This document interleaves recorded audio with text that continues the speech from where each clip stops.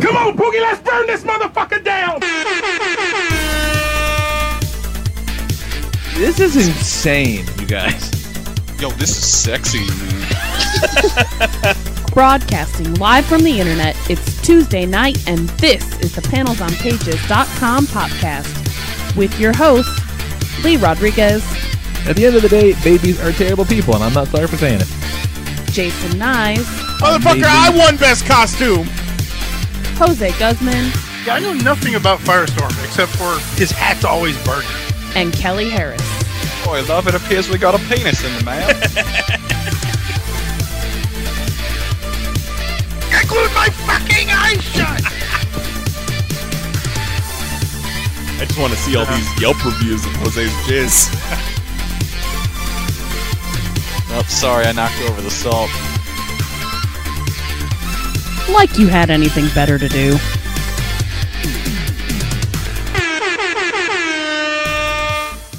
Hey, what's going on, everybody? This is the last show before Christmas, and all through the house, not a creature staring. There's that goddamn mouse again. Today is Tuesday, December 19th, 2017. This is episode 405 of the PanelsOnPages.com podcast. I'm your host, the Lord Reverend Lee Rodriguez, and joining me tonight, we got Mr. Jason Nyes. Luke, my beautiful baby boy, would you like a pocket dog from your daddy? Jose Guzman.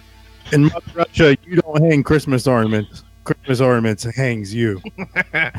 And Kelly Harris. Hashtag Jipples. Oh, What? Those The jipples. those things are gross. Dude, what the fuck is wrong with What is Jinder a Mahal's jipple? nipples? Oh, Jinder Mahal's nipples are all fucked up from steroids. Oh, yeah. Like, No, that's true. a side effect of steroids is fucked up nipples? Yeah. It's Well, like if you're crazy fucked up. ginger. Because you overproduce estrogen because Yeah, so he's got weird tits. He's like bitch tits Bob from Fight Club. All right, Jose. Anybody else here and Jose sound weird? Motherfuckers, you all sound weird. It's not terrible. Everyone got a Nico. Well, I you think should. we're okay now. I think it's finding his level. You should hang up and come back. Motherfucker, you hang up. Motherfucker, you were 15 minutes late. I had audio issues. I had audio issues, and I We're already getting a fixed them. preview of February, Lee. Oh, yeah, but on the clock on my laptop, it says it's 10:10. Well, the It's show been starts 10? at 10, bitch. Well, yes, so that's not even 15 minutes yet. That's all I'm saying. So your clock is 5 minutes slow. Yeah, and that's what fucked me on the draft, but we'll talk about that later. God damn it. All right, fucking Captain Asterix over here going at it. Jesus Christ. Goddamn Asterix champ of the world. A title I have no decreed. one wants. Oh, I'm putting it up though. He's gonna have. I'm gonna make my own belt. The center is just a big ass Asterix Yeah. with straps on it. No, you joke. You joke, sir. I You would joke. dream of it. One dream of joking. No. You're about to see it. Well, if it's anything like Jose's other passion projects, he'll be really into it for about 3 days and then completely forget about it. Forget about nothing. Nothing's forgotten. Oh, God damn it. All right, let's see what's going on. Yeah, it is the last week before Christmas. Been wrapping presents like a crazy person because the one thing my wife loves doing, it's overdoing. Wrapping presents is a lot of work, man. I hate it so fucking It's much. a skill. Like, yeah, you know what it really is, and I don't have it. Like, I'm I- bad at it. I don't like doing it, and I'm like, I mean, there was 1 year when I bought a bunch of those, like little the shirt generic kind of shirt boxes, you know. Yeah. But they had one side of them were printed with a design, you know, like a Santa, or like it just looked like a fucking wrapped present. And I'm like, oh, I'm just gonna buy these, and there's Christmas. And I put these unwrapped yet decorated boxes under the tree, and I thought she was going to slap the shit out of me. Like, that was the wrong answer completely. I'm like, oh, I guess I'm going to go back and wrap these. So, you're goddamn right you're going to wrap them. What's her stance on gift bags? Not good. Gift bags are the way to go, though. she will gift bag a birthday present, provided said birthday present is irregularly shaped. But Yeah, no, that's fair. a Christmas present, you're gonna wrap a goddamn Christmas present. Like, we got Jax a couple of like kind of biggish Imaginext things. We got that Imaginext Tiger Zord and the big gold R for it to fight.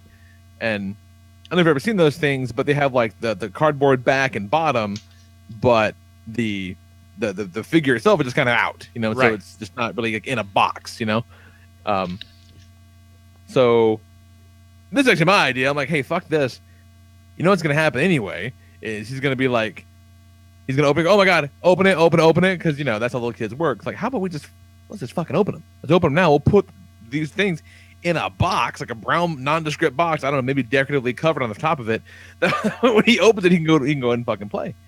He says, yes, great. So I also had to spend time opening presents so that I can then wrap them, which sounds kind of silly. But that means I don't have to do the same thing on Christmas, so that might be kind of a win for me. Yeah. Save yourself the trouble on actual Christmas Day, so that he can just shut up and play with his toy already.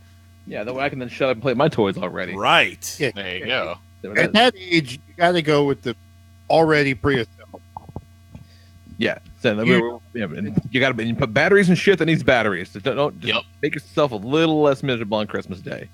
Game, install it the night before, and wrap the fucking box. Because nowadays you're like, oh shit, I got a game.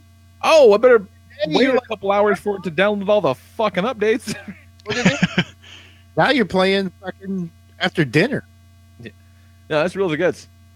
But did all that stuff. I ordered my last Christmas present today. Was for Jose. I had that shit mailed directly to your house like a sane person. Because another thing Nicole likes to do is have all the presents mailed here and then ship them out separately herself later on. I go, you're out of your fucking mind. Yeah, we did a lot of our shopping in stores, and we were sending a lot of presents like out. Really, the only presents that we weren't mailing were presents for Jose's family and my parents. So everything else. See, that's cool though, because like you're buying to the store. Nicole will buy shit on Amazon, have it mailed to us, and then turn around and mail it to somebody else. It's still not that cool because I spent more on fucking shipping than we did buying the presents. God damn it. There is also. We have some friends in Scotland. Right. Very, very good friends of ours. And so like the big thing is that for them is always like shit you can't get there you can get here. So they visited last year and just like stocked up on like the biggest thing for our friend Donna is grape Kool-Aid. Like grape flavor is not a thing in the UK apparently. They don't have that grape drink? They don't have no grape drink. Do they even have grapes? That might be the problem. They might not have grapes. Like it's all very wet over there. Who's to say? So she got like a whole bunch of grape Kool-Aid and like graham crackers, like basically like it looked like a box that she was gonna give to like a homeless shelter. Just like leaving just pantry items like dry goods and shit like that. And she has this big pile of stuff. I go, babe, you're mailing this bitch like internationally, right? It's like, yeah, but she goes and it costs $75. Holy fuck. To mail approximately $18 worth of bullshit.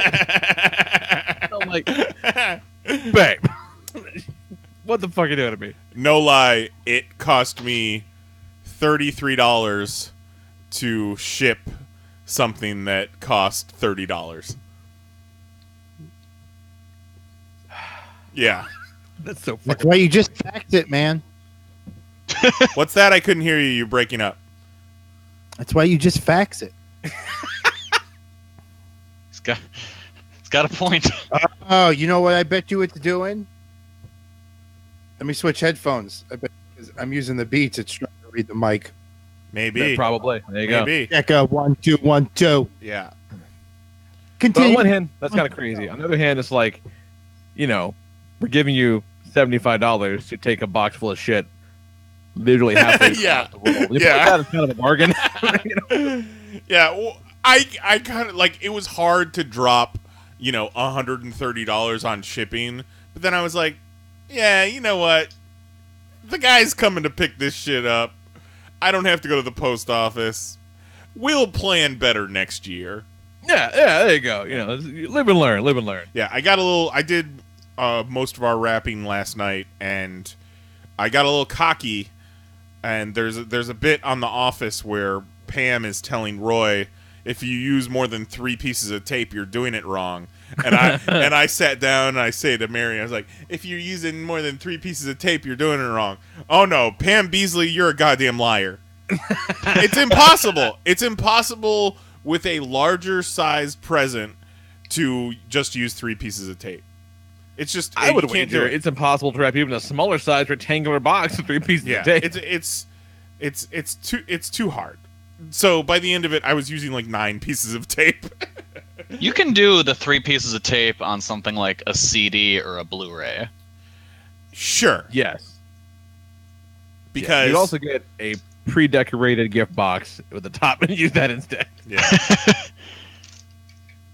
So yeah, that's all good. Very excited to be done with it all, and we're doing we got Christmas at Mom's tomorrow because we leave Friday for Illinois, and it's gonna be fine. It's gonna be nice. Nice to everybody. I just Just psyching yourself up. I love it. I'm working on it. It's gonna be okay. It's gonna be fine. It's gonna be it's okay. It's okay. It's fine. It's fine. It's fine. It is. It's gonna be fine. It's gonna be fine. And it's not truly.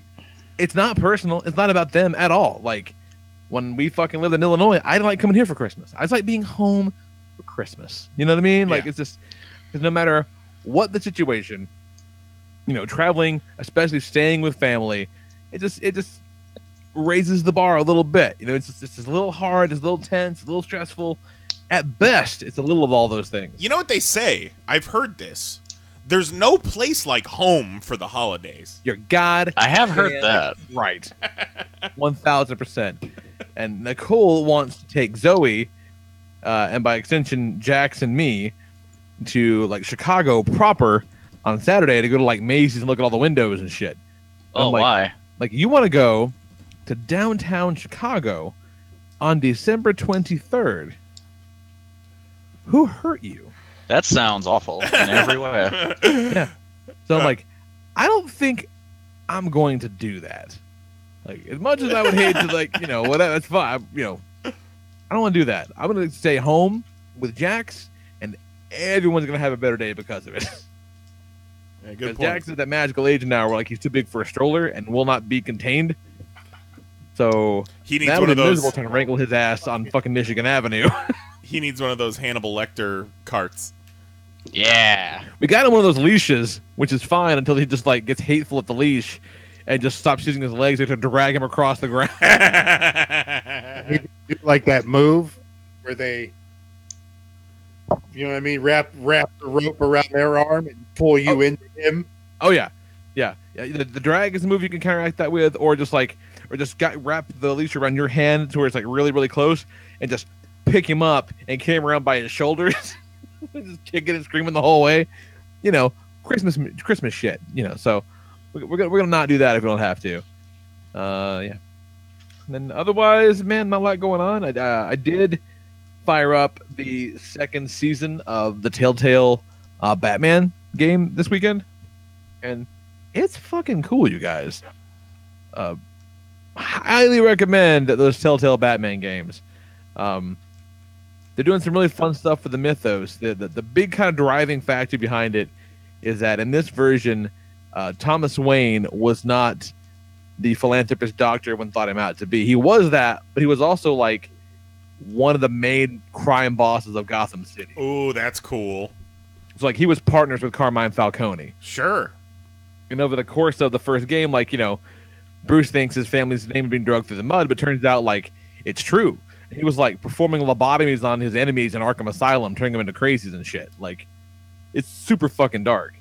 And so the second season is about dealing with the fallout from that, and the fact that during the course of the first game, Bruce was committed to Arkham. Escaped very quickly, of course, but during that time he met the Joker in Arkham, and like he's the Joker before he became the Joker. He almost seems like a high functioning autistic guy, like trying to just make friends or whatever. And now he's out trying to cash in on these favors he's met in, and so he's trying to. Bruce is using this perception of himself as maybe I'm not the philanthropist I am either. I'm going to try to infiltrate these. That's why you should bring me into your crime gang and shit like that. Like it's pretty cool, and it's the first game that's equal parts Batman and Bruce Wayne. It's pretty cool. I highly recommend them. They're fun. Something of a video game page turner, if there is such a thing. It's good. So what you're saying is that a mildly autistic person is just one chemical bath away from being the Joker. What's that? A mildly autistic person is just one chemical bath away from becoming the Joker. He's already white at this point. Don't know how he got there. So that is not what I'm saying. Don't you put those words in my mouth, son. Watch out next time there's a Szechuan sauce incident. Oh, God. Remember that? That feels like years ago. It really does. It really does. So many more terrible things have happened in the world. Just the other day, I stumbled upon a GIF of, remember when that little girl bust in on her dad having a Skype interview on the news? She just fucking, the little girl in the yellow jacket, and she's just fucking waltzed in, did her Vince McMahon walk. Like a GIF of that popped up, and it felt like something straight from the 80s. I thought it should have had a VHS effect on it. I feel like it happened so long ago. Like you should adjust the tracking on it. Yeah. Oh, that's Jesus fucking crazy. Christ. So what's going on with you guys besides getting old fast like the rest of us? Oh. You're not wrong. You're not wrong. No, it's the real as it fucking gets. We did a lot of Christmas shopping this weekend. It's been a while since we've kind of gone like balls deep Christmas shopping. And, man, a lot of shit. And we hit a lot of shops. Both Mary and I, speaking of being old, you know my wife. She gets allergic to parties, and she turns into a pumpkin after midnight. But that also happens when we like go out to run errands and shop. One of my favorite Mary stories. You guys are all here. Everyone, by all accounts, is having a wonderful time. Right? It's everyone's having a blast. Good times are being had by all. But I look over, and Mary is just like chin on chest, just passed. And like in a loud room full of people, but she just checked out. Yeah, not drunk, passed out. Just her body shut down. Yeah. But if we go run errands and we hit like 1 or 2 or 3 stores in a row, she starts to just lose it. But we fucking went ham this past weekend and probably hit like 10 different spots doing grocery shopping and running errands and stuff like that. It was pretty dope. It was pretty cool. Do you guys have Christmas tree stores by you? It's tree lots? It's an actual store called Christmas Tree Store. No. Yeah, like we got a bunch of coupons for it in the mail. So I'm assuming it's just a store full of Christmas shit. But it's damn near a Target. Like almost like an old-time Pottery meets a Target. And it was pretty dope. Like we were looking for stuff for like stocking stuffers, and that was the place to do it. And it's good prices and crazy selection. Like they have 3 aisles full of travel toiletries. It's nuts. Are there that many travel toiletries? Apparently, I fucking stocked up. You can't find my face wash in travel size everywhere. So are they open year round? Yeah, which is weird. Okay. But like judging by the name, it's weird that it's open year round. Yeah. But the fact that the store is pretty much just a department store, even during Christmas, it makes sense that it's open year round. So it's like only like a quarter of the store is Christmas. Even during Christmas time. This is all stupid what you're saying. But it was great. It was cool. It was pretty nuts. Christmas all right. Christmas tree shop. I'm sorry. I think I call it Christmas tree store. And it's shop with 2 P's and an E, you know? All right. What's that? Shop of power. You're still breaking up. That being said, Jose and his lovely girlfriend and me and my wife, My wife.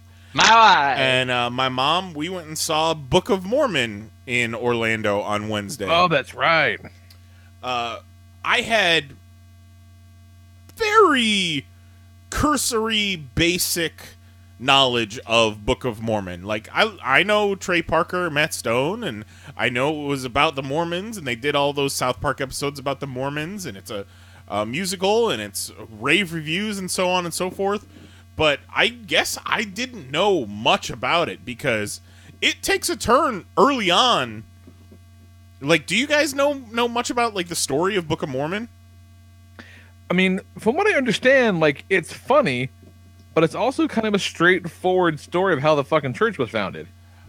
It is funny. I don't think it's Well, it is in a roundabout way. yeah, it's more along the lines of the South Park episode where they kind of explain the Mormon Church's actual beliefs, but I mean, while tongue-in-cheek mocking it. well, because it's goofy as fuck. Yeah. But within the first 10 minutes, the main characters are in fucking Africa, and that's where they are the rest of the show. Okay. So, like, a lot of the songs and dance numbers have a very Lion King vibe to them. All right. In fact, there's a whole song that is a takeoff of Hakuna Matata, but it's, instead of "it means no worries," it means "fuck you, God." Because everyone has AIDS.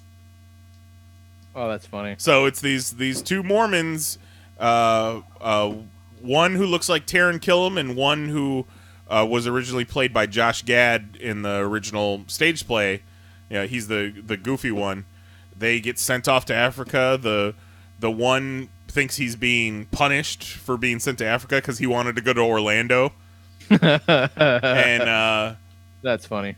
they are trying to convert the locals, and crazy hijinks happen, and it was amazing. It was really funny, really fun, great music, great. There's a scene where the main character is having a spooky hell dream, and Jose, what did you say? Like, now I've seen everything. Are you even there? I am. Yeah, there's this big musical number that's supposed to be a spooky hell dream, and it's got Satan, it's got dancing Starbucks cups, Fuck. Jeffrey Dahmer and Hitler's there, and it's nuts. That's a hell of a musical number. Shit is nuts. I highly suggest seeking out Book of Mormon, even if it's just listening to, like, the cast recording, because the songs, you know, if you've ever watched any length of South Park, you know those guys don't fuck around when it comes to musical numbers. Sure. And it's that quality multiplied throughout the entire show. My only complaint is white people need to be fucking checked hard. Oh, shit. What they do? Fucking drunk, loud, just drunk, laughing inappropriately throughout, like, the entire third act. People taking pictures with their cell phones. And these During are, the fucking show? During the show. And these are grown, well-off looking white people. Oh, that is fucking savage. Isn't it? If Fucking savages. there were these two chicks who were plastered, and at some point, like halfway through the show, we're just hearing this constant loud laughter, and it's like 6 rows in front of us. If we were any closer, I would have fucking grabbed somebody by the goddamn collar. But just obnoxious and laughing and talking and not even, like, paying attention to the show at all. Oh, see, that gets my goat up just thinking about it. Oh, it does. It sure does. Lee's Oh, thinking God about going damn to it. grab some cell phones right now. But, like, we're 6 rows away. So oh yeah, you can't really do anything. That's outside our jurisdiction. Yeah, It's up to the people. Gopher claws. It's up to the people next to them, in front of them, behind them, to fucking say something or get an usher or something. Yeah, but they're bitches. Yeah. Oh, speaking of, Last Jedi opening night, IMAX, $20 a ticket. This motherfucker next to me has his phone out as the Lucasfilm logo comes up. Oh no. Because he's trying to get a picture of the Star Wars logo. ugh. And I say to him, "You gonna put that away?" And he says, "Oh yeah. And puts it away. Motherfucker! Like, why do you have a better seat than me? Because he was closer to the middle. It's like, what? Who are you? You got a BB-8 shirt on, but any fucking asshole can buy a BB-8 shirt. Why are you here? Why Get them Instagram likes.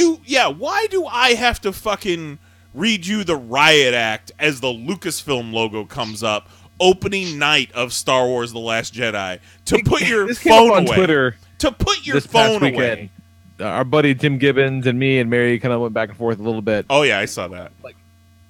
I would pay kind of a lot for the ability to watch a movie on opening night at my house and not have to fuck around with trying to make plans to go to the theater.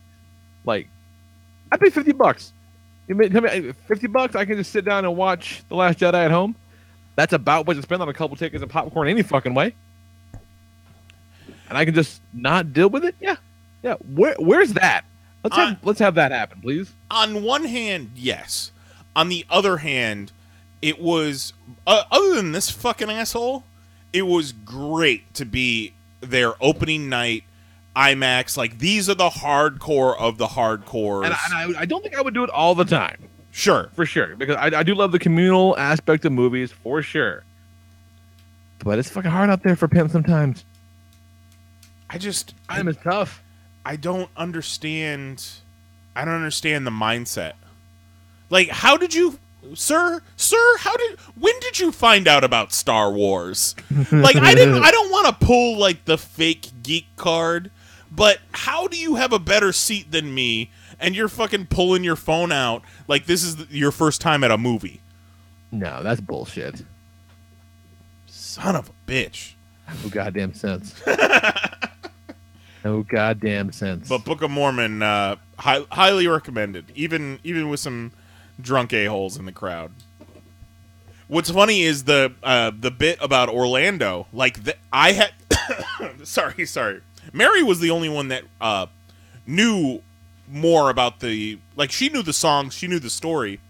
And I had to lean over to her at one point because this guy keeps talking about he wants to go to Orlando. They have this whole set piece where they have a backdrop of all, like, the Orlando landmarks. And I was like, is this in the real play, or are they just doing like a wrestling cheap pop where whatever town they go to, that's where he says he goes? And Mary's like, no, that's in the real play. So whenever the guy talks about Orlando, the whole crowd is just fucking cheering and applauding, and I'm thinking to myself, like, this is like they're trolling Orlando. like they put Orlando into the script as a joke. So, like, chill out, Orlando. That's hilarious. Chill the fuck out. That is straight cheap pop. Too funny. Fucking A. Shit, right on. How about you, Kelly? What you going on in this magical world? Not a whole lot. I'm pretty much done with Christmas stuff. I just need to buy a few more things, and I think I'm done with wrapping. That I have, at least. Didn't, like, the week before Christmas come out of nowhere?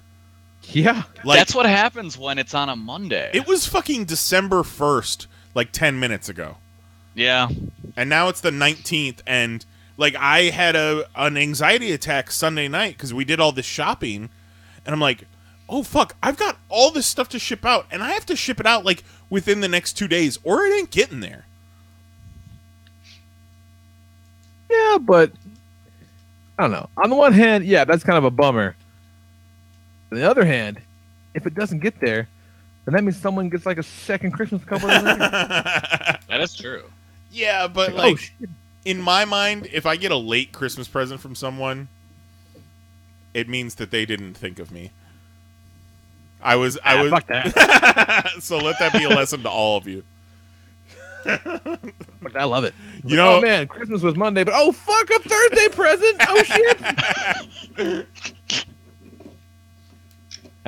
Last year, one of the things I wanted was on pre-order at the time, and that shit didn't and it got delayed, so the shit didn't come out till like February. So come February, I got a present out of nowhere. I'm like, oh fuck yeah! Nice. Yeah, I put a bunch of those Disney Afternoon Funko figures on my Amazon list. They didn't say nothing about pre-order or nothing. And then I forgot about those things. I saw Chip and Dale in a store the other day. oh, in a fucking store? Really? I saw them at a Hot Topic, yeah. And they look pretty cool. Yeah, But, Hot Topic would get them first because they own Funko. Oh, do they? Is that right? Yeah. That actually explains a lot. Yeah, it does. But if I see those Darkwing Ducks, I might have to jump on those.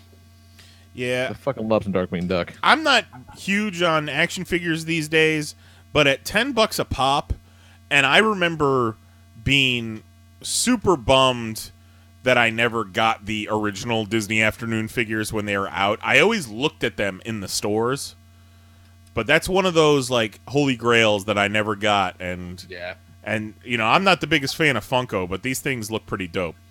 Yeah, I got those Funko Rick and Morty figures last year, and they're pretty cool. They're neat. We saw one of those Rick and Morty construction sets at Toys R Us this past weekend. And had we not already bought your present, we were getting that for you. Yeah. Like I've that. had it in my hand several times. It looked I'm like, so oh, cool. man, they're really- Oh, I saw them at a GameStop, a South Park building set from Right. McFarlane. Same kind of deal. And it's kind of rad. They're doing like the bus stop and like a classman, Mr. Garrison, that has like all the boys and stuff, right? But the set I saw at GameStop was Cartman's Basement, and it had like, you know, the Coon, Mysterion, and Token in their superhero outfits, and there's a couple other sets that have the kids and their alter egos too. I'm like, that's kind of rad. Yeah, that is very cool. Yeah, Zoe has one of the Five Nights at Freddy ones, and like, you know, they all build like Legos and all the bricks and shit like that, but the top layer are all, you know, painted and finished and whatnot. So when it's done, it doesn't look like you built it. Like they're pretty neat. Yeah, it looks like a fucking cool ass little action figure diorama. Yeah, they're pretty cool. Yeah, what else you got, Kelly? Sorry to cut you out. No, No, that's fine. We're talking about Christmas. damn right. Christmas, you can talk about toys all you want. I love Christmas. Don't give a fuck about Jesus. Man, I love Christmas. Mary tells me that her mom looked at my Amazon list and says, "So what he only wants dolls?" Like for Fuck years, yes, I only want dolls. like for years and years, all that was on my Amazon list were black t-shirts, underwear, and Gold Bond ball spray.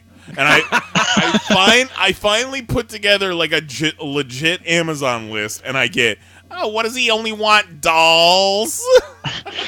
Why can't we go back to just buying him ball spray? I bought a bunch of ball spray last year in anticipation. Send the ball spray. I still want ball spray. A plus present for your in-laws, by the way. Nice. Oh yeah, I should have brought that Didn't up. get nearly enough love in our chat thread. I should have brought that up. Public Sorry, say. Kelly.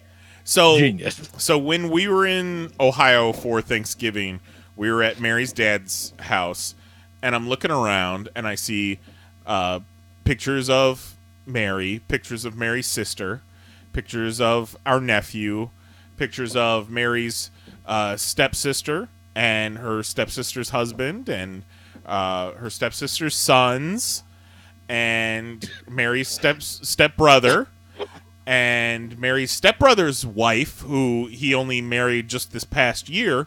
And I'm like, something's missing here. Not a single fucking picture of me in their entire house. So I said, you know what? we're gonna do some Christmas trolling. We're gonna get one of those multi-picture frames, and I'm gonna put a bunch of pictures of me in it and send it to them as a Christmas present. So I got a picture of me holding up the fantasy football belt in India. I cropped Mary out of the picture that we took with Carrie Fisher. There's the picture from the wedding where I cropped Mary out, all except for her shoulder. And then picture of me with Minnie Mouse dressed as Princess Leia. And when I suggested to Mary that I crop her out of the pictures except for her like shoulder, she laughed so fucking hard. I was like, all right, I got to do this. But then to cover my bases, underneath those pictures are like some actual like real pictures of me and my wife and our nephew and stuff. So it's not just a gag gift, but the gag is so sweet. Oh, like the gag is fantastic. And it is by far the present that I put the most work into. Oh, so good. So good. So what are you getting, Kelly? What are you shopping for? Well, right now, if I'm being honest, I'm on Amazon shopping for you guys right now at this very moment. Oh, sweet. Oh, shit. I can send you Amazon. I can send I was you. going to do it earlier, but what I was working on for pretty much all day took much longer than I thought it would. I can send you a link to my Amazon wish list. It's just a bunch of dolls, though. I should just buy you some dolls. Nice. No lie. Creepy generic baby dolls. No lie. I've got a fanny pack with a extender piece on my Amazon wish list. Fucking Nice. Because I was thinking towards WrestleMania weekend. And I was like, man, I need to get me a fanny pack. I need to get me some Zubaz. But That's solid. they don't sell Zubaz in my size, which is fucking stupid. They're sweatpants. Unacceptable. They're Like, sweatpants, Yeah. Zubaz. And like Zubaz was started by the Road Warriors, essentially. he should Yeah. sell Zubaz in like sizes 5 times larger than the one you have. Right. Like, these are like Zubaz in like a 9X. Right, exactly. I'll pay the extra couple bucks for the extra fabric. I'm used to it. I was digging around Amazon today, and the new Transformers are out, the new Dinobots. Like, fucking hell. 'Cause those are things that are actively on my Christmas list, so I'm like, shit. Can't get those. They're going to yell at me. Yep. Select shipping address, not send it to my ex, that's for sure. Oh, Oh! oh, that's not right. You don't want that. Yay. Yikes. Or maybe you do. Maybe just being nice. Maybe. I mean, I'm a nice boy. You're a nice boy. You're a spicy boy. We had it for a second. Had him, and he fell out again. Jose, seriously, drop off the call and come back. He just did. Did he really? Yeah, my boy's trying. There was 2 Jose's for a minute. He'll be back. Oh, now he dropped off completely. I'm God really bless you, Amazon. I'm really looking forward to his segment where he runs through all these different songs from the Punisher soundtrack while we're only getting half of what he's saying. You know, Gonna be a good. join the calls. What? You couldn't join the call, Squidward? This whole podcast has an asterisk on it. You know what? It just might. Yeah, it sure does. That one actually came through though. So Yeah, it's still not great. Check your settings. Check your settings on Hangouts. Check your settings on your laptop. Make sure everything matches. Maybe plug the microphone into a different USB port. yeah. Because I'd Well, like at to least- hear what you have to say. Do you? He seems like he really has a lot to say. You know, there's those weeks where we get like 10 words total out of Jose. Like this week, he seems fucking fired up. He prepared a whole segment. He did. That's true. Like I want to hear what this motherfucker has to say. I'm not just trying to dog on him for having shitty audio. Yeah, some days he fucking brings the day game, and then the internet's like, no, not today. With the same audio I had when it was good. Sure. Gotcha. Got him. You just got to get in there real quick. You got to talk real fast when you're trying to get points across. Just like the Micro Machine guy. But so what else did I do with my week? I watched the Clash of the Champions on the award-winning WWE Network, and it was trash. Oh. One match he described as a shit log. Oh no! I said it was. I can't even remember what. Oh, it was the Sami Zayn and Kevin Owens versus Nakamura and Randy Orton with special guest referees Shane McMahon and Daniel Bryan. I described it as one final shit log on the trash fire that was WWE's 2017. Why does a match need 2 special guest referees? Oh, because Shane wanted Kevin Owens and Sami Zayn out of the company, so Daniel Bryan was worried that he was going to screw him over. So he's like, you know what? I got this. I'll be referee too.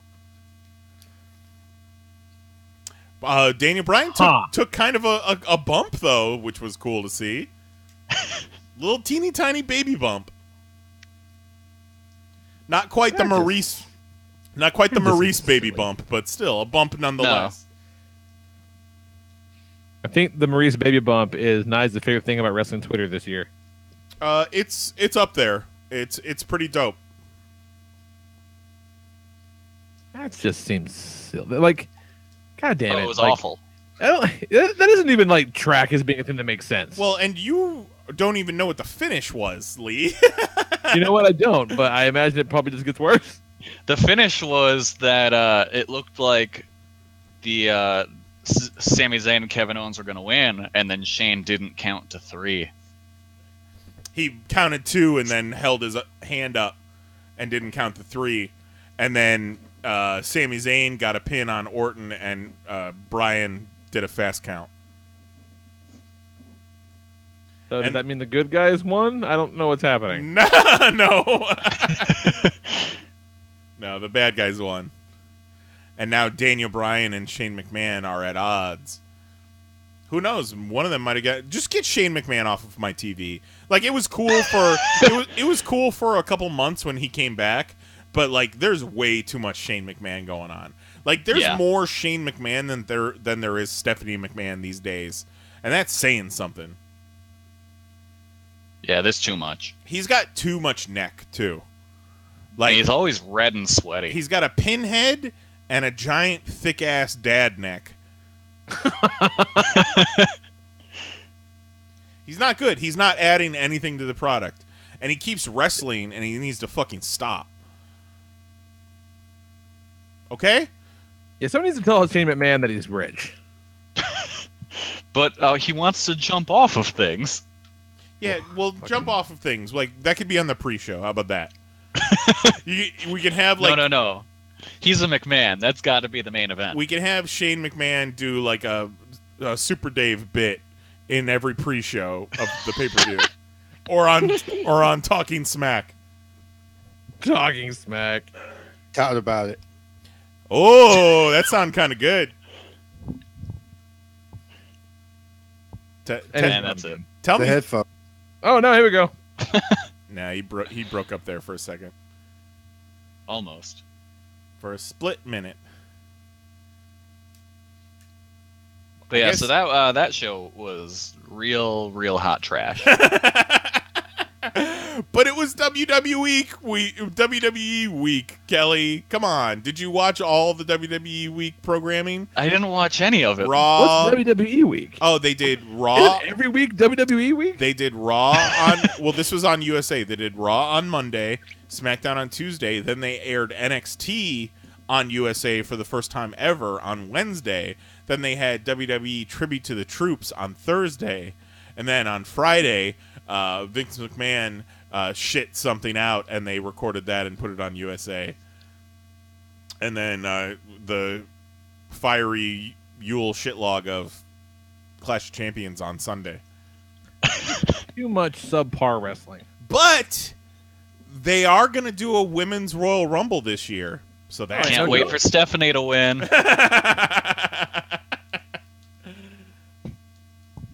Look, all those women are lucky that James Ellsworth isn't employed by the company anymore, or else he was going to be winning. They could bring back Santina. Oh my god. But you know what wasn't a trash fire? This past weekend, the good old Big Japan Wrestling held their annual Death Vegas event. And the main event I'm going to slow that down for people listening at home. The man just said Death Vegas. And the main event of Masashi Takeda defending the deathmatch title against Masaya Takahashi is probably going to be one of my top 10 favorite matches of the year. It was I'll read the full stipulation title. It was a bloody dangerous Christmas for deathmatch, fluorescent light tubes, tree and glass plate and alpha deathmatch. Oh, God. It was great. There was a Christmas tree made of light tubes. There was a plate of glass that had Merry Christmas artfully written across it. Then it had like tinsel and shit drawn onto it. It was very festive. Jesus. And let me tell you something. The very first thing that happened in the match was the challenger grabbed a bucket that one of his ring, like his buddies, was holding and dumped it out on the floor, or not the floor, the ring, and it was just full of broken glass. So they didn't even have to break any light tubes, and it was already just shattered. That's nice and efficient. Yeah, so then, Takeda's just like, yo, you're going to do that. Check this out. And he just takes a flat back bump and was immediately bleeding. So let's say if it was a first blood match, it would have been done in like 30 seconds. Jesus Christ.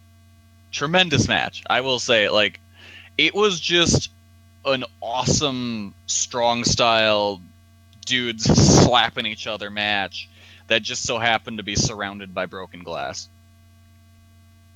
Jesus. Fantastic. Jesus. Easily one of my favorite matches of the year. So then you luck, Death Vegas will come to New Orleans in April. We can get married to something real special. Hey, if Nick Gage is going to be at that Joey Janela spring break, Lord knows what's going to happen. It sounded like you said Joey Janela. Oh my. You know what? Maybe. We don't know. I know his preferences. I know his life. Goddamn. Fucking Nick Gage. Lord. So we got Jose back or no? I'm here. Oh, all right. So what's going on with you, Jose? I was fucking busy. Fucking busy, the man says. No name, but it was somebody's birthday that I know. It was that can be literally anyone. It was me. You celebrated my friend Joey's birthday? Yeah, Joey Janela. Happy birthday, Joey. It was a lady's birthday, so it's part of the birthday festivities. Book of Mormon was one of them. And then we went and saw the Nutcracker, because that's one of the things she digs since a kid. So we like the ballet? Yeah. All right. It's a ballet. Got her some really sweet seats, row G. The cool thing was that, it was close. You can actually see like faces and make shit out and stuff like that. But watch the nuts get cracked.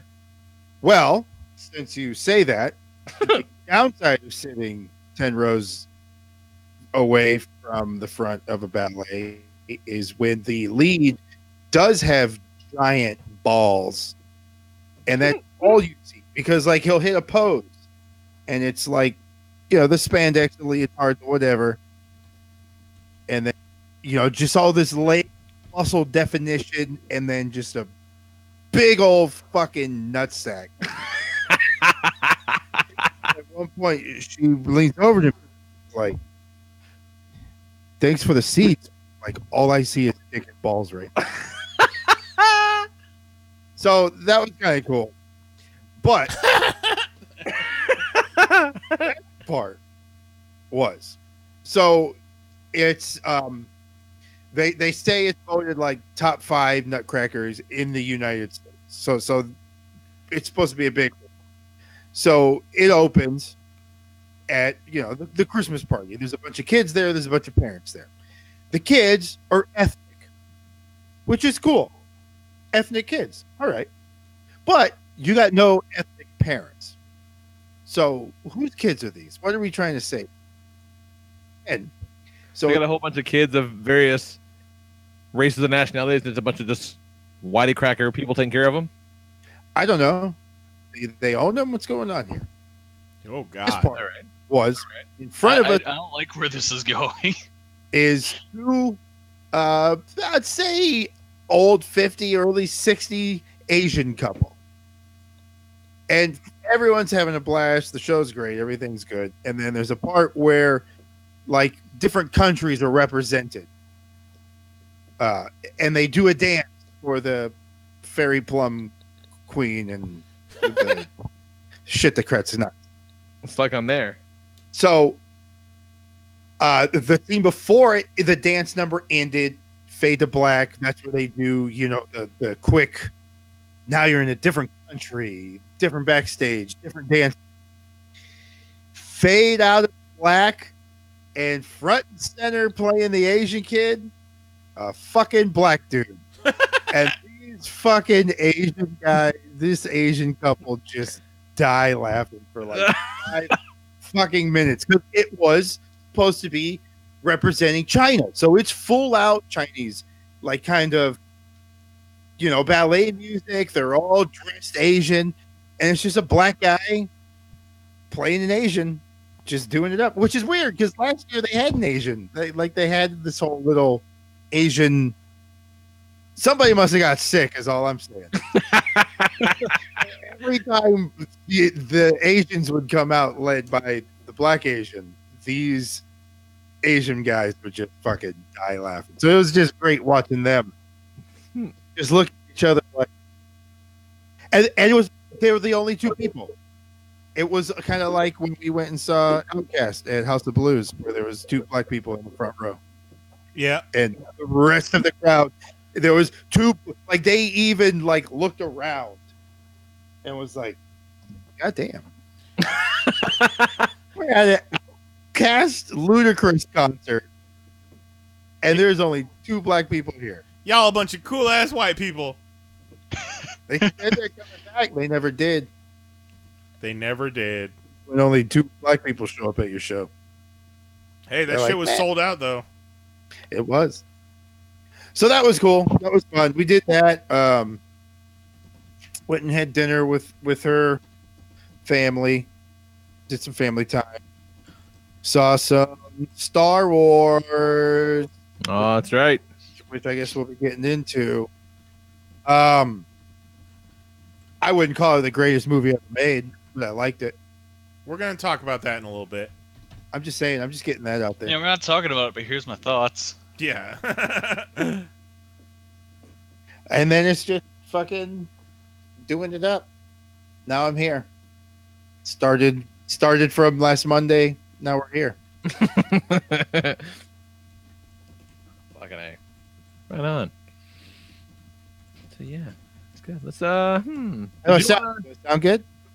yeah, you did sound good. Yeah, man. you sound great. It's the headphones. I No, guess. it's still All right. it's still going It's in and like- out. I don't know what you guys are saying that he sounds great. Well, He sounds good. everybody sounds like shit from here. Oh, that might be you then. I don't know. But he sounds okay. I mean, he's there. Put it that way. So before we take a break, move on to Star Wars talk. Jose prepped a little something for us this week. Why don't you tell us what we got, Jose? All right. So I kind of mentioned it last show how I think it was nice. I made a video that people put down like little template tracks of songs that already pre-exist as, hey, this is the feel I want. Do a quick edit to this track, and then we'll have the composer score it. Tyler Bates, who did the Punisher soundtrack, got busted for the 300 for ripping off songs too close. So before watching The Punisher, I found the full soundtrack and I'm listening to it, and there's songs. And this was before I didn't even know this was before I knew Tyler Bates did it, so now it makes even more sense. songs that, like, I've heard that before. One's completely blatantly obvious, and some two. You'll hear it. So up first is With any luck, this one gets pulled off of YouTube. I hope it doesn't. Let's see what happens. Oh, They're- yeah. oh fuck. All right, well, we're about to test you, YouTube. So it's the original part that I say a snippet of the part I say they borrowed from, and then there's 5 seconds of silence, and then it jumps into the next clip, which is from the Punisher soundtrack. All right, if this is short enough, it might be okay. We'll be all right. Let's see what happens. All right, I'll go ahead and play this, and you kind of vamp over Okay. top of it. So this is the track is called The Turnaround. I say this sounds like stealing fat from the Fight Club soundtrack. This is a scene where Tyler Durden and Jack, he actually goes with him for the first time when he's showing him how he gets his product to make the soap. And it's kind of like a little jazzy number with a couple of silent breaks, which in the film is, they're ducking and dodging security guards. So the silent break when the security's looking for. So there was a kind of a scene like that where he's kind of creeping around and then doing shit like that. Hit it, DJ.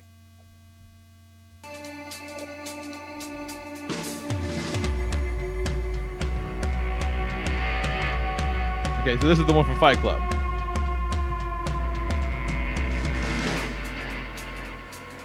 This sounds like some fucking Zoot Suit Riot. Right?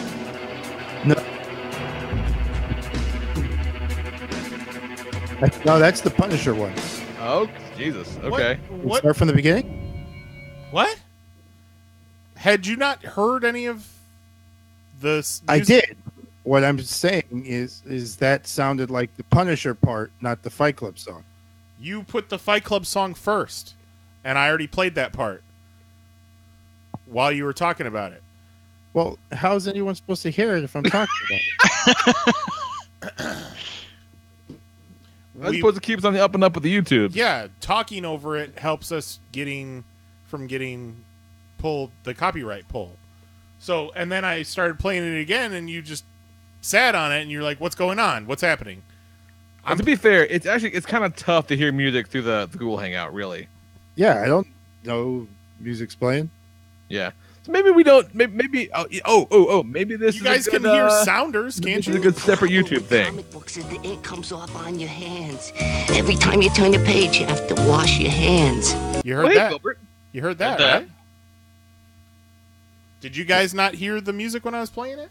Yeah, you can Yeah, hear but like, yeah, once but, you start talking, everything goes in and out. But you can't. yeah. So, and that's nothing your fault. That's kind of the way it's always been. Even when you play the breaks, the same thing happens. Yeah. So, like I said, maybe this is a separate thing for the YouTubes. That's a pretty solid idea. Because I'm legit interested in this, but I don't think we can do it right now. Good work, Jose. No, fucking great work, but we really can't hear it, so it's not gonna work. Fucking sucks. Stupid Google Hangouts. No, I take it back. Google Hangouts is great. It's free. We love it. Don't take it away from us. Yeah. I take it back. I didn't mean that. I just spoke out in anger and frustration because I really want to hear what the fuck's going on here. Because I'm very interested in what's happening. I'm sorry, Google. Yeah, let's work this out. Maybe we'll put something together in the future and just fucking break this guy's balls. Speaking of playing music while we're talking, Bum, bum. Oh, God damn it. Tito set an alarm, but he's not going to be able to make it on the show tonight. He's too tired. His power steering went out on his car, so he had to go buy a new car, so he's exhausted. Oh, God. So he's not going to be able to make the show tonight, but he told me to wish Jose good luck in the finals of Pop Fantasy Football next week, because it will be I thought it was over. a Brown Super Bowl, Jose versus Tito. Tito told me to wish Jose good luck, and I told Tito I will not wish him good luck. Fuck that. You know what, telling you, guys? that belt's staying in Orlando, motherfuckers. I'm actually Team Jose. I want Jose to win. Because, Stay in A, I don't want to lose. I don't want the guy that beat me to lose. Yeah, And that guy better go on and win. If Kelly beat me, I would want Kelly to go win. exactly. And a victory for Jose is a victory for Eggnog. Victory for the asterisk. Oh, Well, Victory for Eggnog. if Jose You need wins, to take out that Eggnog hating bastard Tito. if Jose wins, good luck ever seeing that belt again, because he's going to end up putting it in storage and we'll never see it. I put it in my fucking trophy case belts. Oh, you mean U-Store on Americana? I think Nyes should be tasked with holding on to the belt. Oh, I like that idea. Fuck that. Kinda That like- bitch is coming with me. Kind of like the Keeper of the Cup. Yeah. I think the belt should just be vacated. I think it should be held up, and we should wait until Vince McMahon restarts the XFL, and then we can move it over to the XFL. How about that? I think you just send it to me, and I'll hold on to it until next year. Because the season has an asterisk next to it anyway. I'm okay with that. No, I'm going to take both belts. Give me my other fucking belt. But yeah, Jose beat Kelly in a squeaker, and Tito also beat Mel in a squeaker. And you know what? Who else won this week? Me. So I'm not the worst. I'm not in last place. You did it. That's all I need. We're not the worst. We're not the worst. Exactly.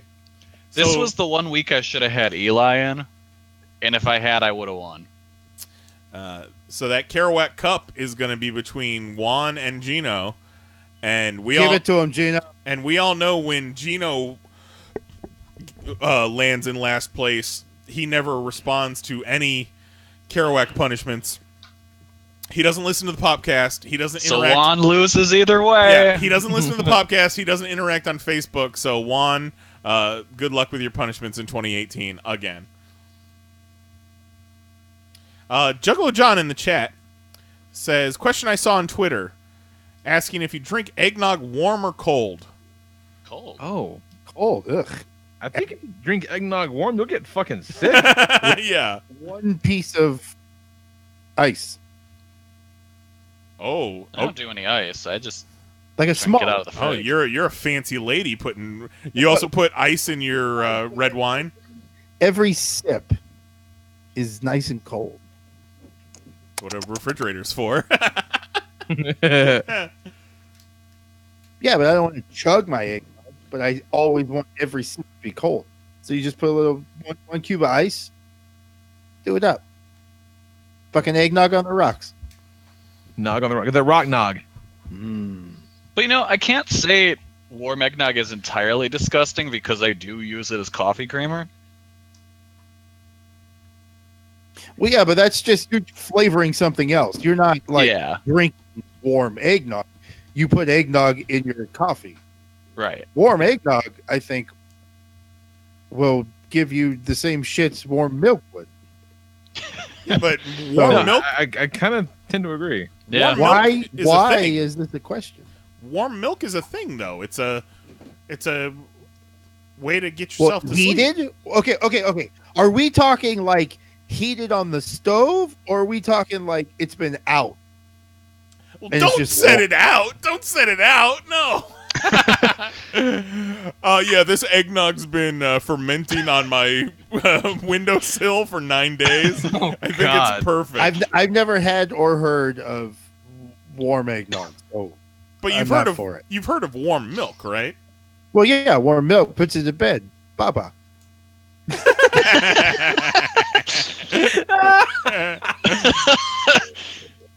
Exactly. Right? I've Yes. decided that there's no point in trying to maintain any kind of a diet regimen the next couple of weeks because we're going to fucking Chicago. We're going to Portillo's Friday and getting pizza Saturday, so fuck it. So that means It's the holidays, man. This that shit means ain't- nog season is on. I'm gonna fucking hit up the nog at some point. I've had 0 nogs. Whoa. I'm gonna fix it. Somebody might have a gift for somebody. I need some nog in my No life. lie, we stopped in an ABC Liquor to look for gifts for people. Didn't end up finding anything, but they did have a bottle of eggnog with the rum in it already, and I thought about sending that to Tito for Christmas. That's fucked But up. Mary was like, "That's mean. That's mean." I was like, "Yeah, it's mean, but it's also like fun. It's, you know, like." Yeah, but like at that point, you're just throwing money down the tubes. I mean, yeah, but it's It might be worth it for the bit. right. Like if it's like a $7 bottle of nog with Sure, booze in sure. it, that might be worth it. Fair point. Fair Just point. I'll saying. give you that. But yeah, cold as possible nog. Maybe even in a frosty mug. Another frosty mug. You know what I'm Chill. talking? I don't know about the ice cube, like this Don't knock- old lady. Not like a bunch of ice, just like a half a cube. Oh, maybe we'll see. We'll revisit this Oh, next episode. You know, we need to get some nog. We all need to have us some nog at the ready. We'll record a special episode tomorrow. And You that's want- going to be very important. That's I got right. some. That's right. I ain't wasting it by heating it up. No, hell no. I've had Okay. opportunities to buy. By the time it gets to you, it'll be nice and warm. I've had opportunities to buy nog recently, but if it ain't Hood, I ain't into it. And apparently, Hood, the only place you can get it is at the Walmart neighborhood market around here. Somebody might be being visited by the hood clause. No, seriously. Fucking hell. All right, let's take us a break. We'll come back. We'll talk about Star Wars. Yeah. And then let's get the fuck out of here. It's getting late. Or maybe I'm just tired. Could be either one. No, I it is got a getting writing to write. It is 11:20. Yeah, we're back in a minute. Love you. Bye. It's 11:14.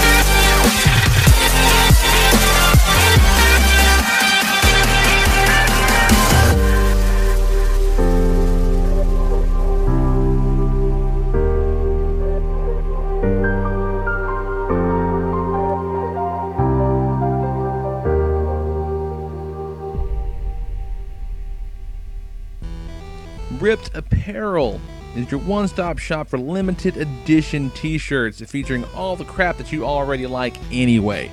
Every day you're going to see 3 new limited edition designs available only for 24 hours.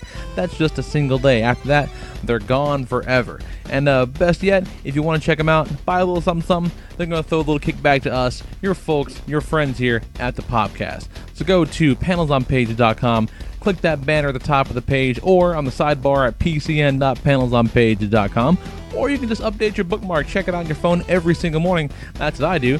Ripped, that's RIPT.PanelsOnPages.com. T-shirts start at just $10 and they'll kick us a little something every time. Help us keep the lights on, help us keep the podcast going, help us keep the site up, and gets you a pretty cool t-shirt, man. Cool swag, cool shirts, good people, good deals from your favorite podcast. So check it out. Ripped.PanelsOnPages.com. 24-hour limited edition t-shirts that are pretty damn awesome. Check it out. And now back to your regularly scheduled podcast.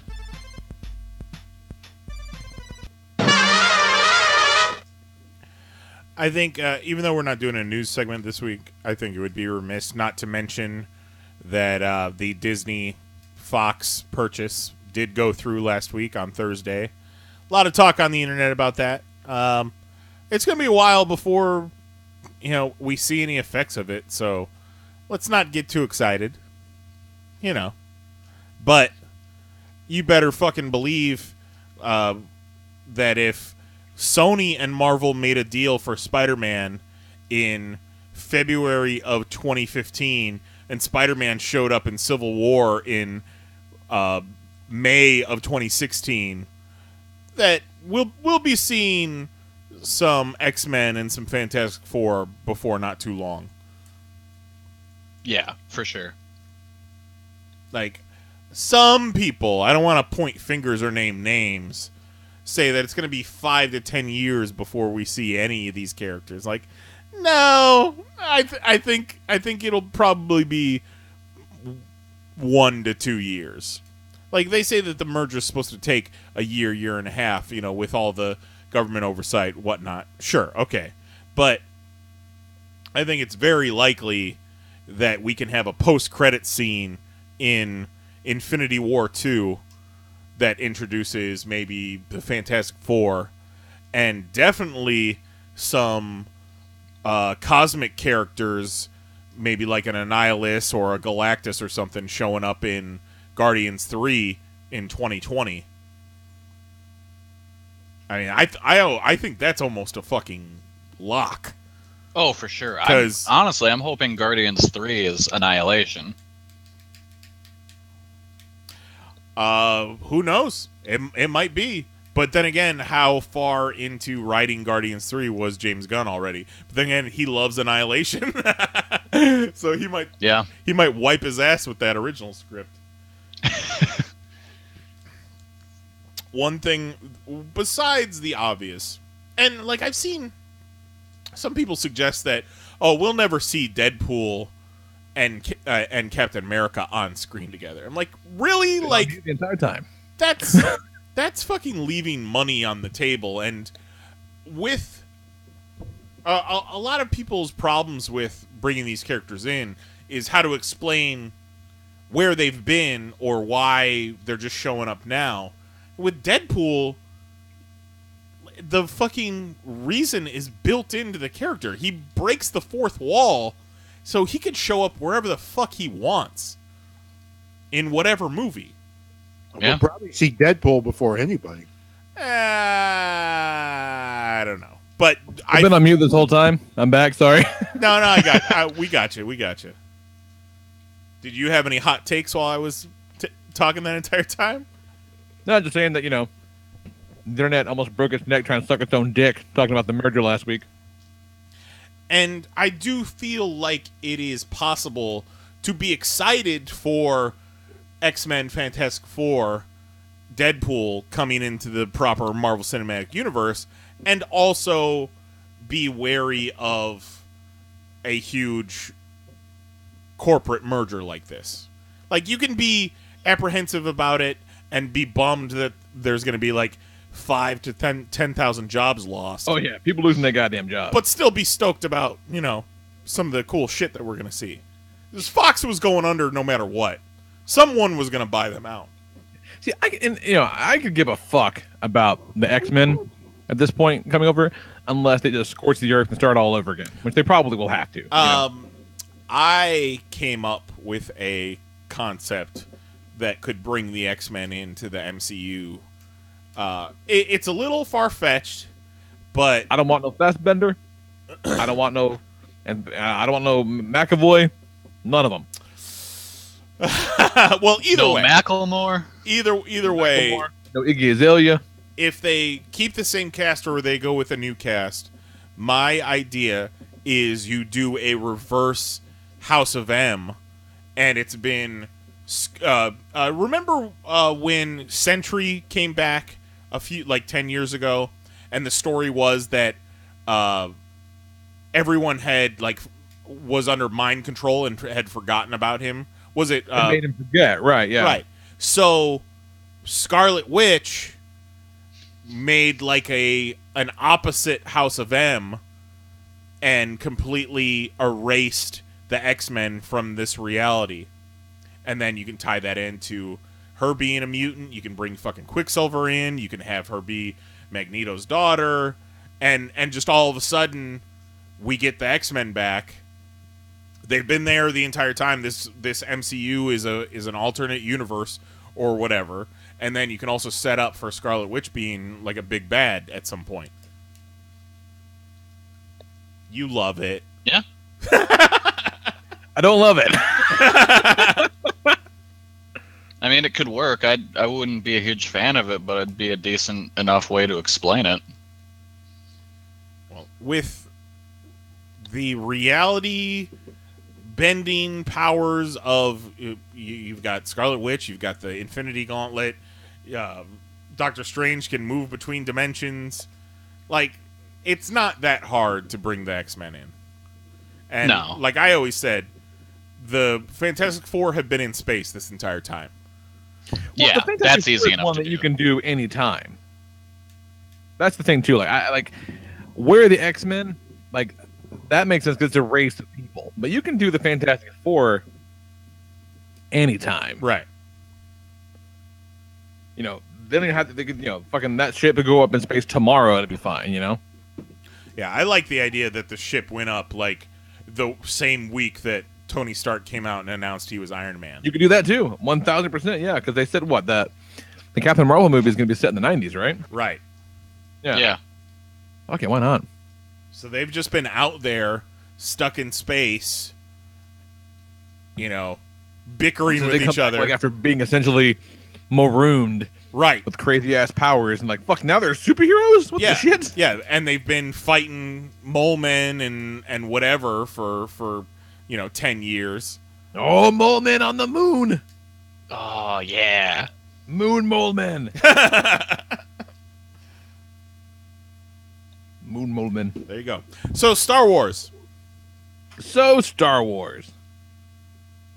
All right. So real quick, just kind of fucking your, 2-sentence review or whatever. So I'm going to mute myself while I eat cookies. You guys have fun. good call. Good call. But So- feel free to insert your hot takes, about Darth Vader's pocket dogs and all that. Yeah, it's very important. No. So I liked it. Didn't love it. Liked it. It's really long, and you don't need the middle part at all. And that's kind of shitty storytelling. It is long. The middle part, as a whole, is inconsequential. It changes nothing about the story. The whole Finn story. That's Yeah, what that's the that's middle what we're part. talking about. We're talking about the Every- whole Finn Rose plot was inconsequential to the greater story. Finn completely out of that movie and nothing changes. Right. Every scene cut everything out of him. Nothing changes. That being said, I enjoyed all of that stuff. Even though it really had no bearing on the overall plot, I dug it. I dug it all. I liked it. Well, that's the thing. I did not dislike it. Everything else it's all working. The the performances are fantastic and everything looks amazing, but just when it's that unnecessary, I can't help but just think it's just kind of a shitty way to tell that story. The space donkeys running through the casino planet did have some prequel taste to them a little bit, but and as far as it being long, it was definitely long, but we saw it at 9:45 at night, but I was wide awake for the whole thing, and I wasn't twisted in my seat or nothing. What do you think, Jose? What's your quick take? What do you think? Who, me? No, Jose. I liked it. I heard somebody say when we left it was one of his favorite movies of all time. Well, that was a If fucking fanboy, man. Like, you can't say that immediately after seeing a movie. But, like, I wouldn't go that far. It was good. I liked it. It definitely had problems. It had some issues. They still bitched out Captain Phasma. She got a fight scene, though. She got a fucking jerk-off fight scene. It was garbage. Look, I think that's the only reason that whole Finn thing happened was that he could fight Phasma. Probably. Yeah, but it's a bullshit lead-up, and it's a fucking garbage follow-through fight. The whole Finn, I have no problem with Finn as a character. Him do more than chase his tail around in a circle with a groupie. And why Poe just yelling at everybody? He was very intense. Why? Like, all the shit with Finn, like, basically 80% of the conflict until they get to the fucking, other planet would have been completely excised if Laura Dern wasn't being an asshole and if Finn wasn't being an asshole. Poe, you mean. Poe, you mean. Why are everyone keeping secrets? Yeah. Yeah. If he was like, what the fuck? This is crazy. If she just went, no, it's cool. We're going to go over there. Right. He'd be like, oh. Yeah, here's the plan. Oh. It's not like they didn't bug the ship and they were listening and you had to play it off and, you're putting on this play where they think you're doing one thing because they're listening to you. Tell the brother what's going on so Poe's not just yelling at everybody. Yeah, like to the point where when they pull guns on them, she's not like, wait, idiot, this is what we're doing. Like, none of that shit happens. No, we're going to make you think I'm the bad guy. Gotcha.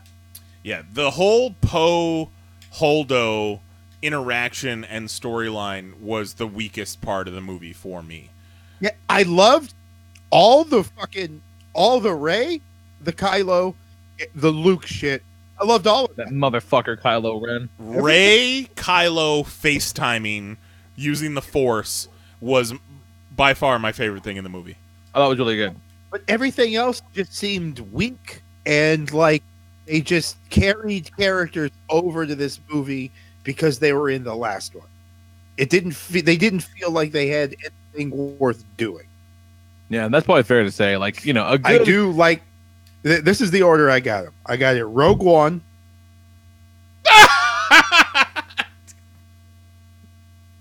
Rogue One is really good.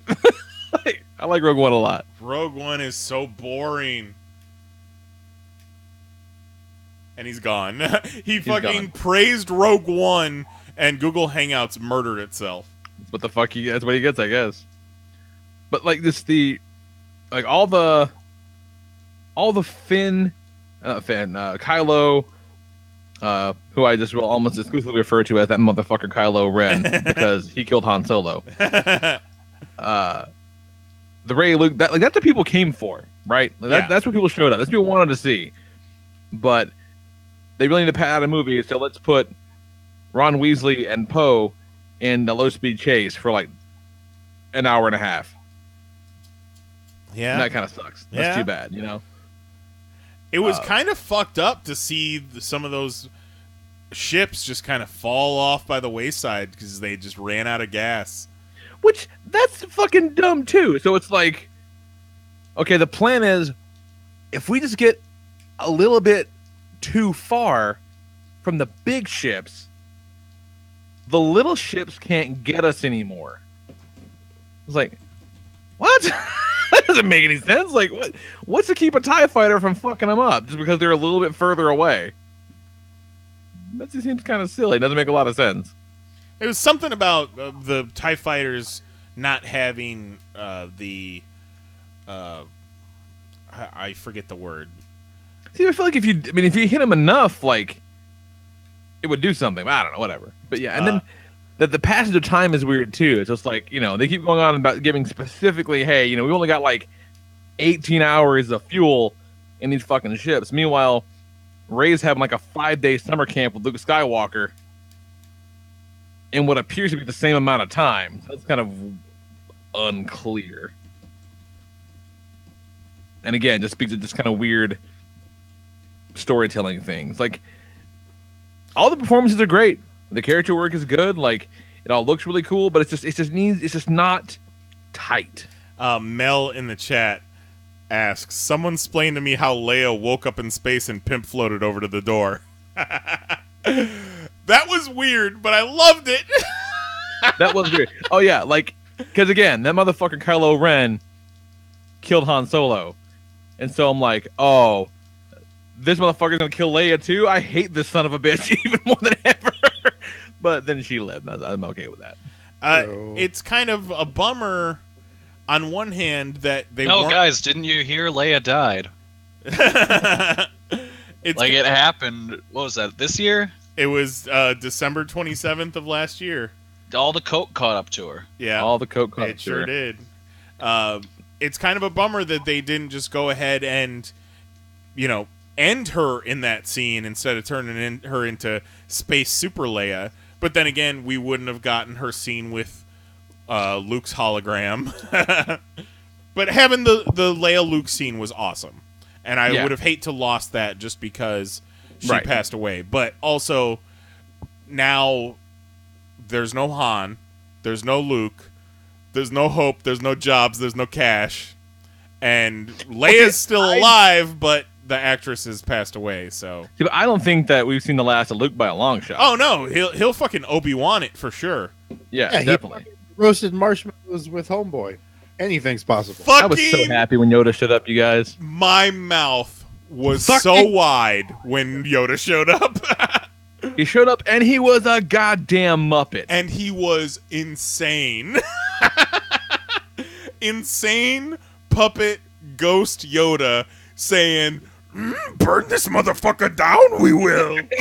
Yeah, exactly. He's like, oh, fuck that tree, you will. Yeah. Oh, what are you gonna? You didn't read that shit. You gonna burn down our fucking library? All right, lightning, motherfucker. Let's party, Luke. Great. Yoda made me so happy, you guys. Yoda is an example. I stole some stash from Ben Kenobi. There's Force Awakens gets criticized for having too much fan service in it and being a carbon copy of A New Hope. I like Force Awakens a lot, but it basically is A New Hope. Oh, no, agreed. I feel like Last Jedi has a bunch of great fan service in there. You get Luke, you get Leia, you get Yoda, you get all kinds of fucking harkens back to the original trilogy, but then they fucking subvert so much of it and do weird stuff with the story, with the themes. The fact that one of the first scenes Luke is in, he's milking a giant prosthetic sea cow on the side of a mountain, and you see the udders. That might be one of the weirdest things I've ever seen in a Star Wars movie. And he looks up at Rey with like a blue milk mustache, like, do something. I fucking loved it. Yeah. Comedy was a different Poe. What? That whole thing with Poe was almost like a fucking Robot Chicken sketch. Oh, where it was he was on hold essentially. Yeah. Okay, I'll wait. Oh yeah. I like that they carried over because Force Awakens started with some Poe banter, doing some Han Solo-y type snark.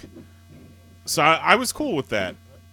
Man, Luke was the shit. Yeah. I love this. And that's what I love. I like that. I like this a lot, but that's why I love Rogue One the most out of the new shit, because we finally got to see the Vader we saw in the prequels. That's what has that a notch above the. Yeah, but that's fucking 5 minutes of that movie. But it's such a good vibe. It's great. It's great. I love it. But that 5 minutes is better than any Vader we got in combined. And anything but a comic book, right? Yeah, for sure. So we finally getting that was the shit. And I love Rogue One. You hate Rogue One to begin with, so it could have been 40 minutes, and you'd still would be like, eh. Of Vader, I would have. If it was just a Vader movie, I would have preferred it.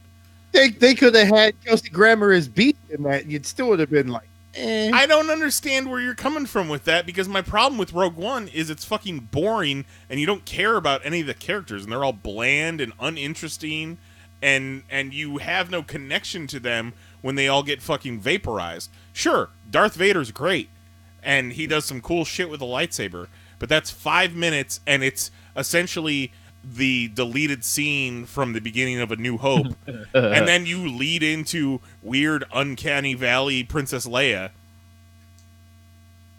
I like the movie. I know you did. And that's one of the things I've said on Twitter is the Last Jedi is divisive. People hate it. Like, okay, here's the thing. I'll tell you right now. Like, all I've seen are fucking headlines and Twitter people talking about, fucking petitions to have it removed from canon and shit like that, whatever, blah, blah, blah. But I don't read any of that shit because I can't.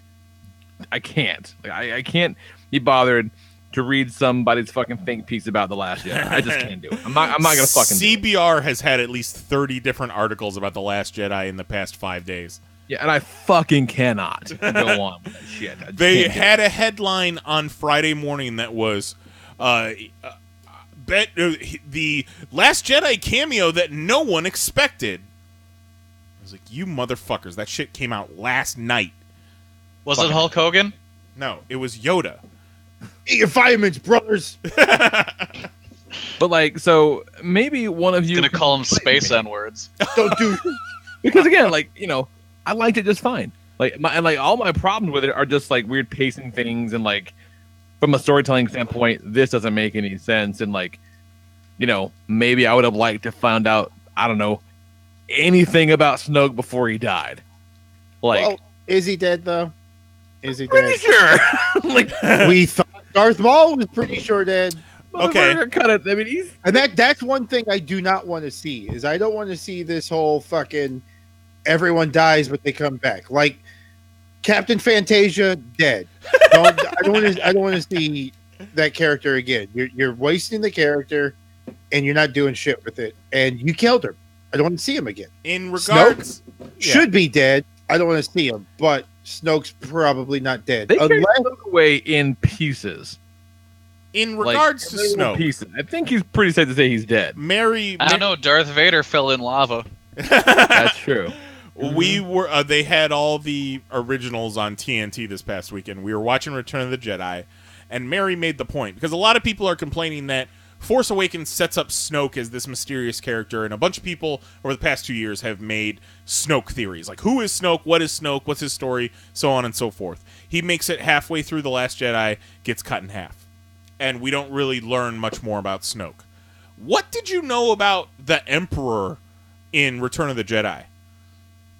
Before he got thrown down a fucking mine shaft. But, for me, that's not quite the same thing because, he's the Emperor, right? He's right there. He's the fucking Emperor, and that's all great. And then, sometime between Return of the Jedi and Force Awakens, there's a new Empire with a new dude, and, it's never been explained to us at all. Oh, well, we'll get the animated series for that. Just wait. Well, maybe, yeah. So, what was hell is so terrible about this that nerds are losing their goddamn minds? It's fine. What I've seen is First of all, there was no answers about Snoke because people spent 2 years creating their own theories about who Snoke is. Well, that's fucking on you guys. I agree. You know what? Like, ain't nobody asked you to build him a backstory. They said, here's the movie. Check it out. They essentially threw out the thread about who Rey's parents are. Again. Oh, no. Well, I love that. Yeah. Yeah. I fucking love that, too. But I feel like it's very possible that Kylo Ren was bullshitting her. But I love it. The implication being that she kind of knows it too, yeah. I love it as is. Like, again, 2 years people have been working on theories about who's Rey's parents are. For them to just say, "Oh, they're just a couple of drunk dirtbags from Jakku who sold you for some meth money." That's great. And that moment where he's like, "I'm going to tell you about your parents," and everybody goes quiet, and everybody's like, "All right, here it comes." He's like, "Just a couple of drunks." I'm like, "Oh, nice!" The way they subverted that, so people are disappointed that she's not a Kenobi, she's not a Skywalker, she's not Palpatine's daughter. She doesn't fucking have to be. That's genius. I love that. People are not happy with the portrayal of Luke. What? Yes. And like the dismissal of the Force and the Jedi, like if you stand back, I didn't get this until after seeing it. If you step back, a lot of the themes in The Last Jedi are stop holding on to the past. It's not about fucking destiny. It's not about who your parents are. Look towards the future. Like, burn that shit down, Pookie. Quit worrying about the past. And that was an indictment of Star Wars fans, essentially.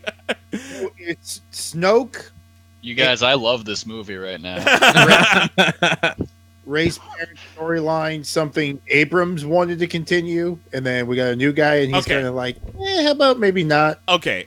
I mean, that's J.J. Abrams' shit, where he's just like, man, I got all these ideas. Guys, we're going to do so many ideas. Oh, wait, I got to go do this thing. I'll see you guys later. I do not believe...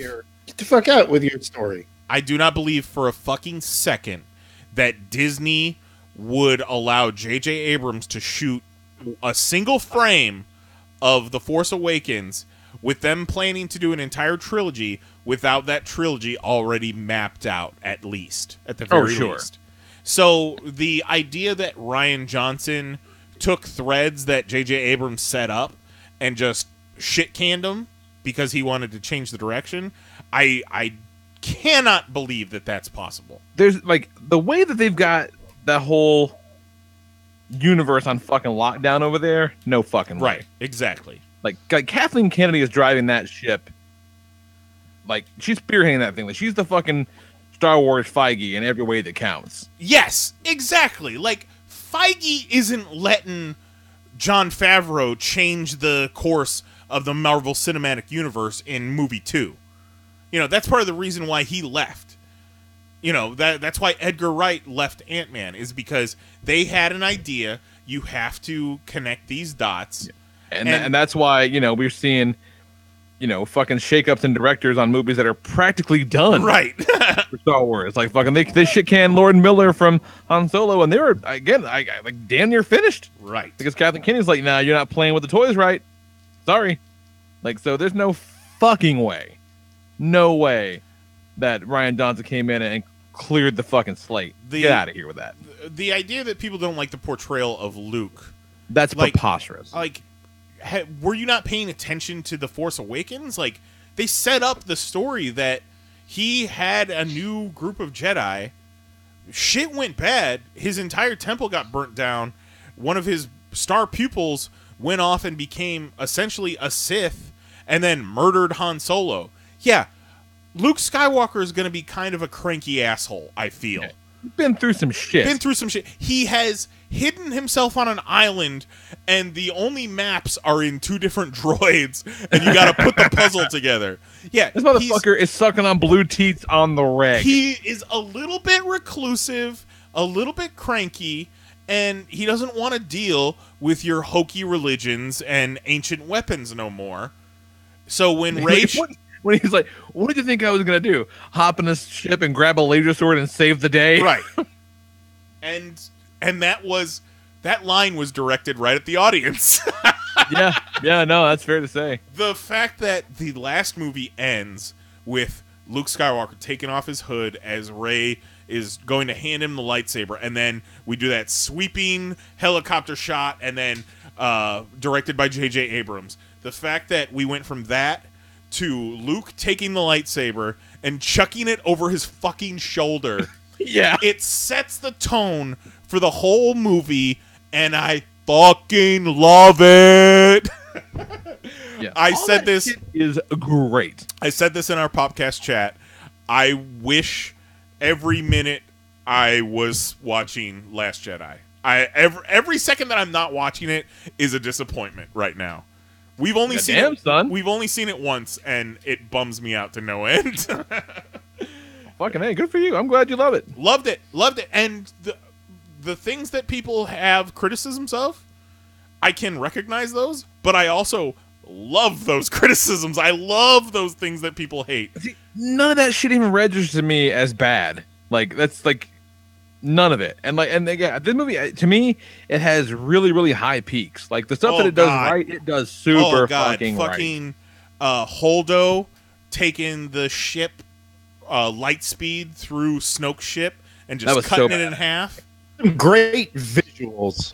The room's the shit. The entire the Red Room, Snoke's chamber. Yeah, that entire Kylo Ren Rey team up scene. So great. Like fucking I've seen some criticisms that he turns on Snoke and then they fight back to back and fight all those Praetorian guards, and then at the end of it you expect them to be a team. You expect Kylo Ren has come back from the dark side and they're gonna be heroes now, and then at the end of it he's like, all right, cool, fucking join me, let's rule this motherfucker. And she's like, I love that too, that's great. Like, no. And some people suggest that that whole fight, that whole scene, him turning on Snoke, that was all for nothing. It's like, no, it's not. Like, he sees that Snoke is fucking with him and calls him weak and just demeans him. So guess what? I'm gonna cut him in half. This motherfucker is talking shit in front of the girl I like. I got my homie Ray over here, who like, we're connected. We've got a connection. We can FaceTime without iPhones. And this motherfucker's talking shit to my face. She's seen me without my shirt on. We're gonna kill everybody in this fucking room, motherfucker. Like, at no point was he going back over to the light side. It was, I'm gonna kill this guy, and I think I can get her to the dark side. That's why we're teaming up. It wasn't a switcheroo. Great. Yeah, it wasn't kill Snoke because it's the right thing to do. Right. It was kill Snoke. I'll sit in his chair. Let's go. Yeah, 100%. Fuck nerds to death. Because seriously, like, the problems with the movie are structural, right? Those are the problems. They're structural issues. All the character stuff is great. Fuck them. Ugh, nerds are gross. John in the chat says that some of the jokes in this movie were really goofy, and that's another complaint. Is people say that they marvelize. Hold on, I got this, John. I think you were accidentally watching a film called The Goofy Movie, and that is in fact why those jokes were goofy, because they were being performed by a character whose name is actually Goofy. Right. Okay, continue. Of the Goof Troop. Yes. Formerly of the Goof Troop. People complain that it's too marvelized with some of the jokes. I was like, have you guys seen Star Wars? Like, Star Wars is fun and funny. The prequels, like, that was the problem with the prequels. They weren't fun. They weren't funny at all. No. Like, no, they're fucking I dreadful. remember seeing The Force Awakens for the first time, and when Poe is face-to-face, at the very beginning, he's face-to-face with Kylo Ren, and Poe's like, okay, well, do I talk? You want to talk? Like, that's almost the first line in the movie, and I'm like, oh god, we got Star Wars back. It's back, you guys. Yeah. Like, like, we're talking about Han Solo fucking, talking into the guard console, like, no, we're fine. We're all good here. Like, it's all fun shit, man. Like, that stuff's always been in there. Juggalo John says some of the goofy jokes that he didn't like were BB-8 as a slot machine and BB-8 powering the ATST walker. I loved both of those. Oh, yeah, when he's just rolling around, jingling from all the change inside of him. And then he cashes out, and then this ATST walks up, the head pops off, and it's just BB-8 fucking controlling an ATST. At the beginning, when this is one thing that I wanted to mention, but it was so early on in the movie I completely forgot about it. Fucking Poe Dameron Tokyo drifting his X-Wing. Yeah. He slammed on the E-brake and then Tokyo drifted.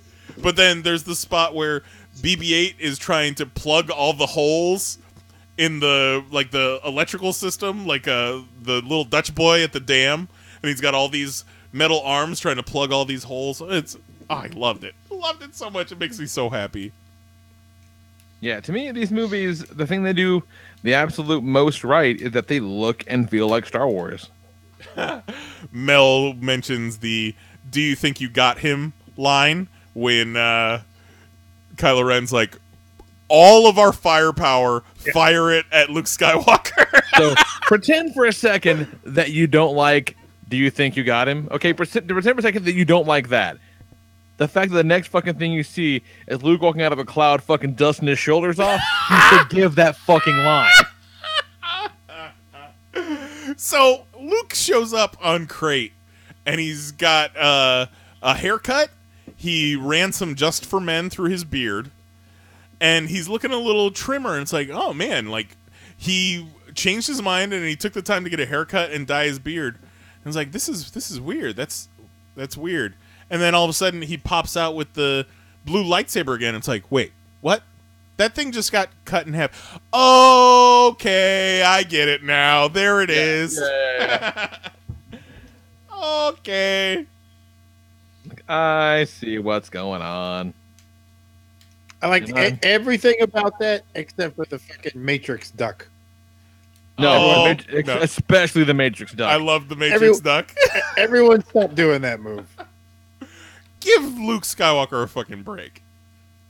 I am. I'm giving him all the break. I love everything about it. I think he was baller as shit. And I loved everything about that scene. Except for when he did that, I was like, meh. See, I feel like it's been long enough since we've seen it. He can bring it back. Yeah. I think any movie in the past 10 years with a fucking knife, sword, even bullets have used that. Oh, so wait, you didn't like that part? How about the part where Ghost Yoda burns a fucking tree to the ground? Well, that's cool. You don't see that all the time. So now, when movies start having Yoda burn trees down all the time, now we got to talk. I'm mad at it all. I liked it just fine, and God, hearing some of the things that people are so outraged about is just, ugh, that's a bummer. Have to. That's people that just don't fucking get it. It's still a movie. Well, there was a guy started a petition for Lucasfilm to remove The Last Jedi from Star Wars canon. Did you guys see this story? If you start petitions for anything, you're an asshole. Well, not for anything, but for anything related pop to a culture. work of fiction. Yeah. Yes. So this guy starts this petition to remove The Last Jedi from Star Wars canon, and the story gets picked up. I've seen a whole girl naked once. The story gets picked up by a lot of places, and then, a bunch of people sign it. It's all over the place, and then the story came out today that the guy has essentially backed down off of his petition because he's like, you know what? So I'm in a wheelchair, and I started a GoFundMe to help me with medical costs, a month ago, and I barely got any money. I start this stupid Last Jedi petition, and I get hundreds of thousands of signatures. I'm like, you know what? Maybe we all need to take a step back. That's fucking amazing. Wow. I have to give it up to Jose. I have to tell him he was right all along, because we did, in fact, see the Infinity War trailer in IMAX in 3D before The Last Jedi. And even though I had watched it 10 times, it still gave me full body goosebumps. I can only imagine watching it for the first time in IMAX, like Jose It was did. pretty cool, y'all. Pretty. See, we didn't get that. The only commercial we got was Black Panther, which again looked fucking dope on the big screen. And we didn't get a Black Panther trailer. We got Jurassic World 2, Alita Battle Angel, and Looks fucking nuts. yeah. So how about the Alita Battle Angel? Like, How about it? looks fucking weird, right? I keep forgetting to actually watch that trailer. It does. That was my first time watching it. It does look weird, but like Robert Rodriguez. kind of good. Yeah, but just Alita looks weird. Well, she's a robot, so But like, why is her face all fucked up? because it's an anime, isn't it? So they're trying to do but like the anime. That was everyone style. else in the fucking movie. Like every character in that movie was in an anime first. They look with fucked up eyes. It's weird. What did you did you describe it as? Everything else something looks like, cool though. I'm sure I'll get over it once I start watching it. Yeah, that Black Panther guys. Which is a trailer I wish I would not have seen this second version of, because it would have been cool to know Michael fucking Jordan had the suit in the movie, not in the commercial. Right. Dicks. Yeah. What are you gonna do? That would be pretty fucking cool to see for the first time. Watching the movie, I just dropped $40 on. Oh, remember my story from last week where I was talking about Mary and I were watching Toy Story on Freeform, which is bumping, and Bumping. they Still bumping. played a commercial for The Last Jedi, and they showed something super cool looking that I wish they hadn't showed. And then Mary comes in, and they play the same commercial, and she reacted viscerally to it. She went, "Woo!" to something in a TV commercial the week before Star Wars comes out. Really? It was when Rey force grabs Kylo Ren's lightsaber. They showed that in a TV commercial. Get the fuck out of here. I will not. So that was Shut the front door. that was spoiled in advance. That It's- sucks. Just like watching fucking Superman, Batman, and Wonder Woman walking for the first time. Yeah. It was just, See, that's bullshit because like we're all coming out. Like we're gonna see Star Wars. We bought the tickets already. Like don't fucking do that. They're everything- trying to sway me. Everything was but all the theaters were already sold out, Kelly. Lame. We looked into possibly seeing it again this past weekend, and it was not happening. We would have had to go to a non-reserved seat theater, Oh, like and savages. probably slut it with the fucking commoners. get there an hour and a half ahead of time so we get good seats. No thanks. Ugh. What am I, a fucking trash person? Am I a fucking mole man on the moon? Which I bet you they're hiding out Red Skull's Nazi base. Ugh. So that just triggered a memory. Are we all done with Star Wars talk? We feel good about it? Yeah, I fucking love it, and I can't wait to see it again. And I'm sorry for anyone that doesn't love it. No, I'm fucking glad you love it. And like, again, I think if all the Space Vegas stuff wasn't in there, I think I would probably love it. Like if it weren't for that whole side quest being so totally unnecessary, kind of bummed me out. It Like, is Did they totally- really call I it think I Space love it. Vegas? It's called It's Space Vegas. It's called something Bite, Simo Bite or something like that, and it's essentially a Vegas city on a planet with Oh, a okay. casino and So it's not legit just called Space Vegas. no, it's called Death Vegas. It is now. But I will say that were it not for that weird Space Vegas side quest, we wouldn't get Benicio del Toro in the movie. Yeah, but and how about give us him in a way that means something? while completely inconsequential, he was really fun. Who knows? Does he have to stutter though? I liked it was I very thought that I liked that a lot. I thought it was cool. it was very Usual Suspects. Flipping for real. Yeah. Yeah, just making choices, doing neat shit. I like it. Give me the bag, you cocksucker. So you're talking about the fucking moon base reminded me that before we talk comic books and get the fuck out of here, I have to share this story with you. because I meant to talk about it when it happened, but I forgot. You went to the moon?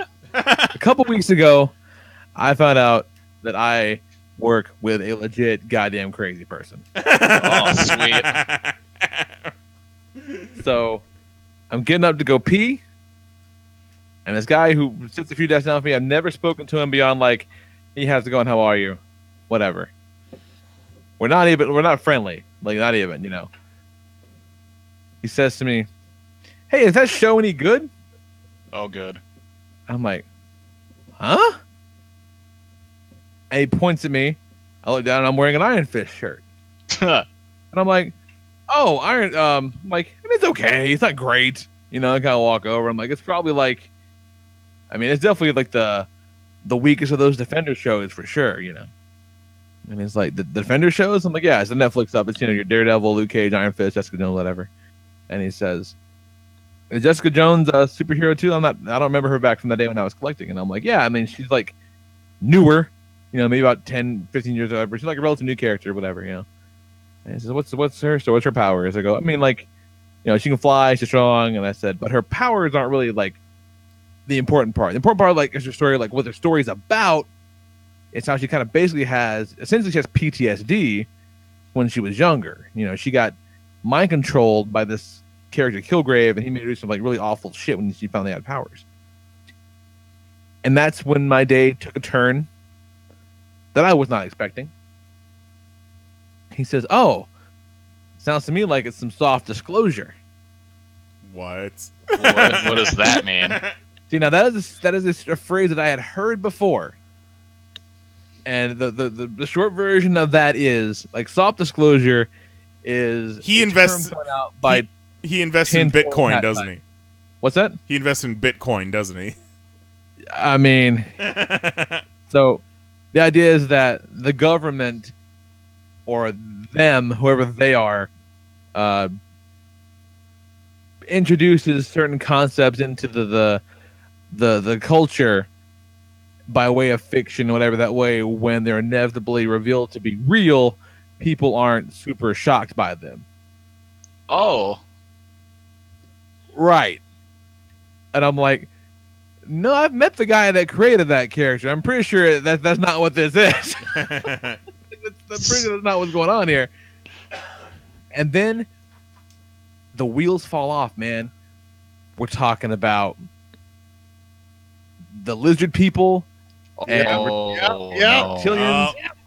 We're talking about the fact that, you know, no one can explain how Germany's army went from 25,000 troops after the Treaty of Versailles to 500,000 troops in World War II, including because the reptilians gave cloning technology to Hitler, and how Hitler had an underwater base under Antarctica, and how the sun is really a hexagon, and he's got pictures of it, and like, guys, I'm not gonna lie, I'm kind of into this alternate universe World War II. We covered like a lot of bases in a short amount of time, and I had to pee the entire time. Did we talk about wormholes? Did we talk about Jose's cloning story? Well, here's the thing,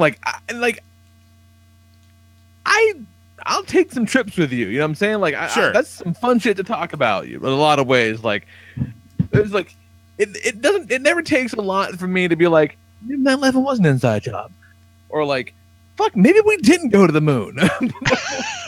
Because it's, you know, we probably went to the moon, and you know, 9/11 was totally an inside job, but whatever. But like, he went deep, and he went all over the place, and like it went fast, and I don't know what the hell happened. I have no idea. Before you knew it, everyone knows but me. Like, I'm the last one to find out about this dude, and I'm like, none of you fuckers could tell me. Before like, you no know one it, you have... be like, hey, heads up on this. You got piss running down your leg. It was fucking bonkers, you guys. Did we talk about Jose's? It's not his theory, but there's the theory that. No, I don't think we did. Okay. What about YouTube Illuminati wormhole? So we're in New York, and it's we're watching Saturday Night Live, and Eminem was the musical guest, and Jose just matter-of-factly says to me, he says, "You know, Eminem's a clone, right?" And I said, what? And he's like, yeah, don't you know there's the theory that whenever somebody like leaves the public eye and they come back and they're like they look different or they're in better shape, that means like the government got to them, took them away, cloned them, and then put the clone out in public. He's like, and I say to Jose, and I was like, please go on. Who else is a clone? Okay, so and he's like, Eminem, Dave Chappelle, one of them. Dave Chappelle, Michael Jackson's daughter, Eminem, Martin Lawrence. Like, you tell me that happened to Michael Jackson and the clone got all fucked up, I'll hear you that argument. We can have that discussion. His daughter, because she like had that suicide little scare for a second, and then she like just vanished. And her last tweet was like a very vague Illuminati type, I know they're watching and they're coming to get me type thing. They're the reason why my dad was the way he was. I know they're still watching. And then like you didn't hear from her again, and all of a sudden you hear that she tried to commit suicide. And then she disappeared for a while, and now she's back. And now she's thriving. So Karen, when that happens, clone. I remember reading that there's a stringent of people that believe that Avril Lavigne died. Yes, yeah. That's part of it. Yeah, she was on it. Her name has came up, and like yes, like some of the deaths were like the real guy died. It's kind of like the whole Paul McCartney. Elvis did the swap. Right, yeah. Elvis swapped out with a guy to be Elvis, and then that guy died. Right. There's that whole thing. The plot of Bubba Hotep. Yes. Saw that. Where Bruce Campbell plays Elvis, and Ozzie Davis plays JFK. Good stuff. So, yeah, if it looks like it ain't right, probably a clone. Clearly. Just so matter-of-factly he says this, and it was the best part of my night. It was just great. Saying, man, clone. They do some crazy shit with technology. And Hitler did have a base in Antarctica. All these facts hold up in court. I'm not sure they do.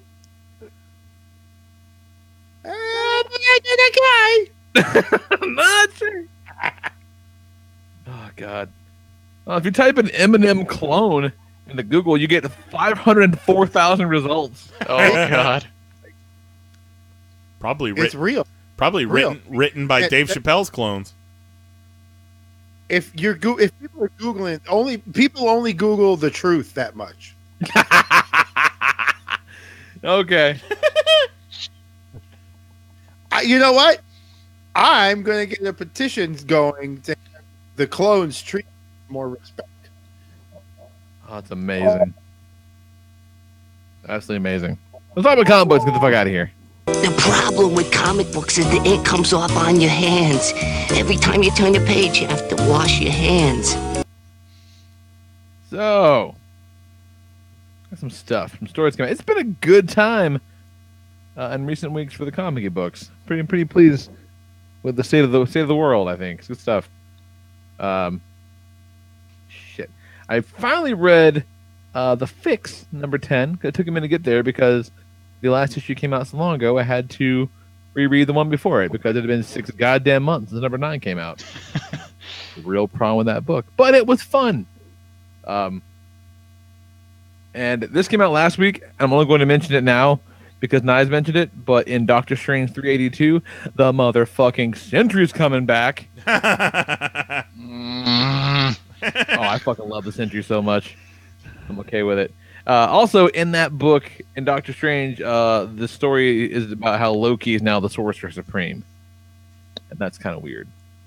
That's Wait, cool, and for reasons we are still unsure about. But I like that as a concept.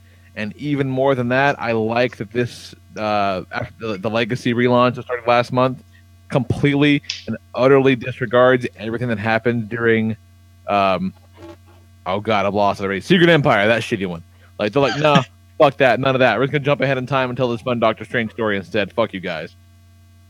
I like that a lot. That's when I dropped that book. It was like, oh, Jason Aaron's not writing it, and it's a Secret Empire tie-in. Bye, Doctor Strange.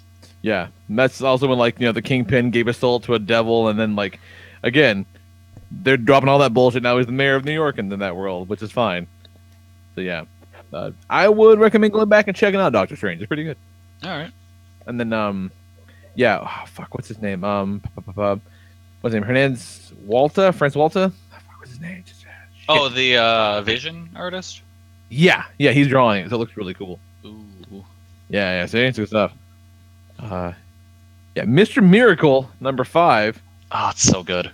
Is so good. So good. Can't be said enough how genius it is that every issue so far has painstakingly stuck to the 9-grid formula, 9-panel grid formula.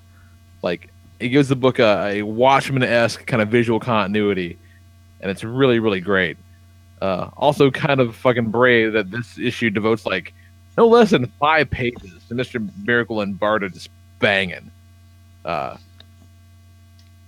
hope it's pretty sweet. I hope it's like that Savage Dragon scene. It is way better than that. And there's just lots and lots and lots of parallels between pages. If you go through it all, you'll see that some panels are completely repeated, maybe just the outfits changed because time has passed or whatever. It's really, really good. And it kind of begins with Mr. Miracle saying, because he's been condemned to death. Orion's gonna kill him because they have this genius yes or no answer trial in the last issue that was so fucking he the amount of time that thing had to take to think out. Oh my god! I can't even imagine. Yeah, he got Wabbit seasoned into basically saying that he was a traitor, more or less. It was so good, and he just let it happen because he couldn't argue with the association argument that he was making. If A is true, then B is true, right?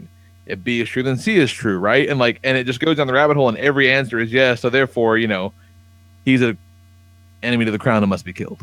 It's what the fuck? So good. And so Barda says, Mr. Miracle says, if you tell me to fight, I'll fight. And Barda's I can't be that for you, And they kind of have what is basically their last day together before he goes to get executed. And then Barda murders the fuck out of everyone that came to get him, and she says, fight. Yes! Yes, bitch, it's so good. And he gets he puts his hands in cement, the cat's hands in cement. He's right next to Kirby, Jack Kirby. What the fuck, man? They're doing amazing things in that book. So good. I'm rambling because there's just a lot to take in. It's so great, you guys. It's gonna be one of those things that once it's all said and done, it's going to be looked back upon as a classic. Yeah, it's a fucking masterpiece. Frankly, much like that Vision book. They're masterpieces, man. It's great. Really, really great. Fucking great. So I'm reading this Jughead the Hunger book, and it's about Jughead when he's a werewolf. And you know what? It's pretty great. Because Betty Cooper is the latest in a long line of werewolf hunters. And I am all right with that. Yeah, that sounds kind of great. Yeah.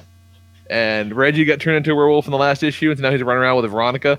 And Veronica sicked him on Weatherby just for the fuck of it. And it looks so fucking cool. It's silly. I think they're doing a book coming up where Veronica's a vampire too. So I'm on board with all that goofy shit. Now maybe if they can get these Archie horror books to come out more than once, 3 times a year, that'd be great. That'd be super rad. What else? So they're doing strangely enough, for the first time ever, there is an Amazing Spider-Man and Venom crossover in this Venom Inc. story, which is kind of rad. I'm kind of bored with it. Yeah, I'm liking it so far. Yeah, it's pretty great. On the solicits came out for March, Kelly, and they're starting Dan Slott's last Spider-Man story in March. Oh, fuck yes. Kind of a big deal. Give me someone new. We got Ryan Stegman drawing this, and so Flash Thompson is back as the new Anti-Venom, which is kind of great. That being said, I do actually enjoy his current stuff. It got real stale there for a while. Because it's more Spider-Man-y now. It is. And you got a lot of Venom. Look, man, like I might not be a huge 90s mark for a lot of stuff, but I will always be a 90s mark for Venom and symbiotes. I love that shit. So more Venom bad guys, the better. Let's keep this shit going. I'm all about it. Also in the Spider World, you got your Ben Reilly Scarlet Spider, but you got a whole bunch of slingers in it, which should make me feel really excited. And the last several issues have been great, but they got what appears to be a highly skilled 5th grader to draw this book. Ooh, it looks real bad. Like, and they bring back Prodigy, and so he was like the slingers leader, and which he was in the Avengers Initiative book there for a hot minute when that was a thing. Yeah. And like the splash page that reveals him, it looks like he's wearing metal underwear. Like it doesn't even look like his costume. It's just really, really not great. Who was it? Let's see. It's It's Andre Lima Arujo, a name I've never heard before. Oh man, really? I normally like that guy's stuff. Oh, it's not great. I think I may have seen this guy do some of the Batman Eternal stuff, and I'm not a fan. It's the setups are weird, and like nobody looks right, and just it's. Again, right now he's doing Generation Gone at Image, and he was the artist for the Avengers AI book. Okay. Normally, I really like his stuff, but maybe it's just because the fact they're coming off of Bagley and Will Slinley. It's a bit of a departure. Yes, it very much is. Like maybe it's just one of those where his style just does not lend itself to Spider-Man. No, I can't really see it working much for that style. His style works really well for like crazy tech stories like Avengers AI and kind of things that are derivative of like Akira. I could see that. Yeah, I could definitely see that. But it's not a great fit here. Doesn't work for me like, oh, golly, not at all. Especially this, no, not great. Hopefully that's a kind of a fill-in thing. That would make me very happy. And then, oddly enough, also kind of in the same neighborhood, Punisher 219, I was kind of into this story because, you tell me you're doing a story where Frank Castle gets his hand on a War Machine armor. I'm like, that's a rock solid idea right there. But it looks like shit. Oh man, I flipped through the first issue of that story, and for whatever reason, when he got on the War Machine suit, he looked fat as shit. He looks fat, and it doesn't look like War Machine. No, it just looks like any fat, Iron Man armor I've gray ever Iron seen. Man. Like a fucking big ass like a Michelin Man armor. It looks really, really bad. Like the overall art isn't bad. Like the way the guy draws Castle, he looks a lot like Bernthal, but just I don't think this guy's ever seen the War Machine armor before. And especially when you put that up against those awesome Clayton Crane covers, it's like, fuck out of here. Come on. That's kind of a bummer. But that's all I got. We're talking about. What you got, Kelly? The only thing I really want to talk about that you didn't bring up was that this most recent issue of Action Comics was both written and drawn by Dan Jurgens, and it just felt right. It feels right, That's cool. Dan Jurgens doing a story where Superman and Booster Gold hang out. Yeah, that tracks. That makes sense. Yeah, no, I was reading them like, man, I like this. I like this a lot. Like, this makes me feel okay about life. Yeah, Action Comics is a solid book, and I do love that with the Oz Effect story, well, I didn't actually think that was very good and was probably the weakest of the Superman, or of the Action Comics Rebirth stuff. It did give us the debut of woke Dan Jurgens and his anti-racism and nationalism shit. It was awesome. All right. He was pissing off the angry racists because he did a story where like a chunk of the story where all these like Make America Great Again guys were going to come and try and kill some immigrants that were taking their jobs, and Superman would not like a MAGA. Yeah. Yeah. Superman shows up and he's like, what the hell are you guys doing? And then some real Make America Great Again guys got upset about that, and he's like, man, you guys are bad guys in a Superman comic. What do you think about that? Big fan of woke Dan Jurgens. It's happy to have a comic guy that's been around for a while and to be proud of his political views. Right? You know what? That counts for something. Yeah, it does. We don't get that very often. That's awesome. Dan Jurgens on the right side of history. Hell yeah. Good for them. Dig it. Fucking A. All right. Anything we're talking about nice? I'm all good. What you got, Jose? Have you seen the trial of Rob Heidecker? I never heard of that. It's Adult Swim. I watched it on YouTube. I guess it was Adult Swim, and it's fucking like a fake murder trial where he's playing Tim Heidecker, who put on some music festival,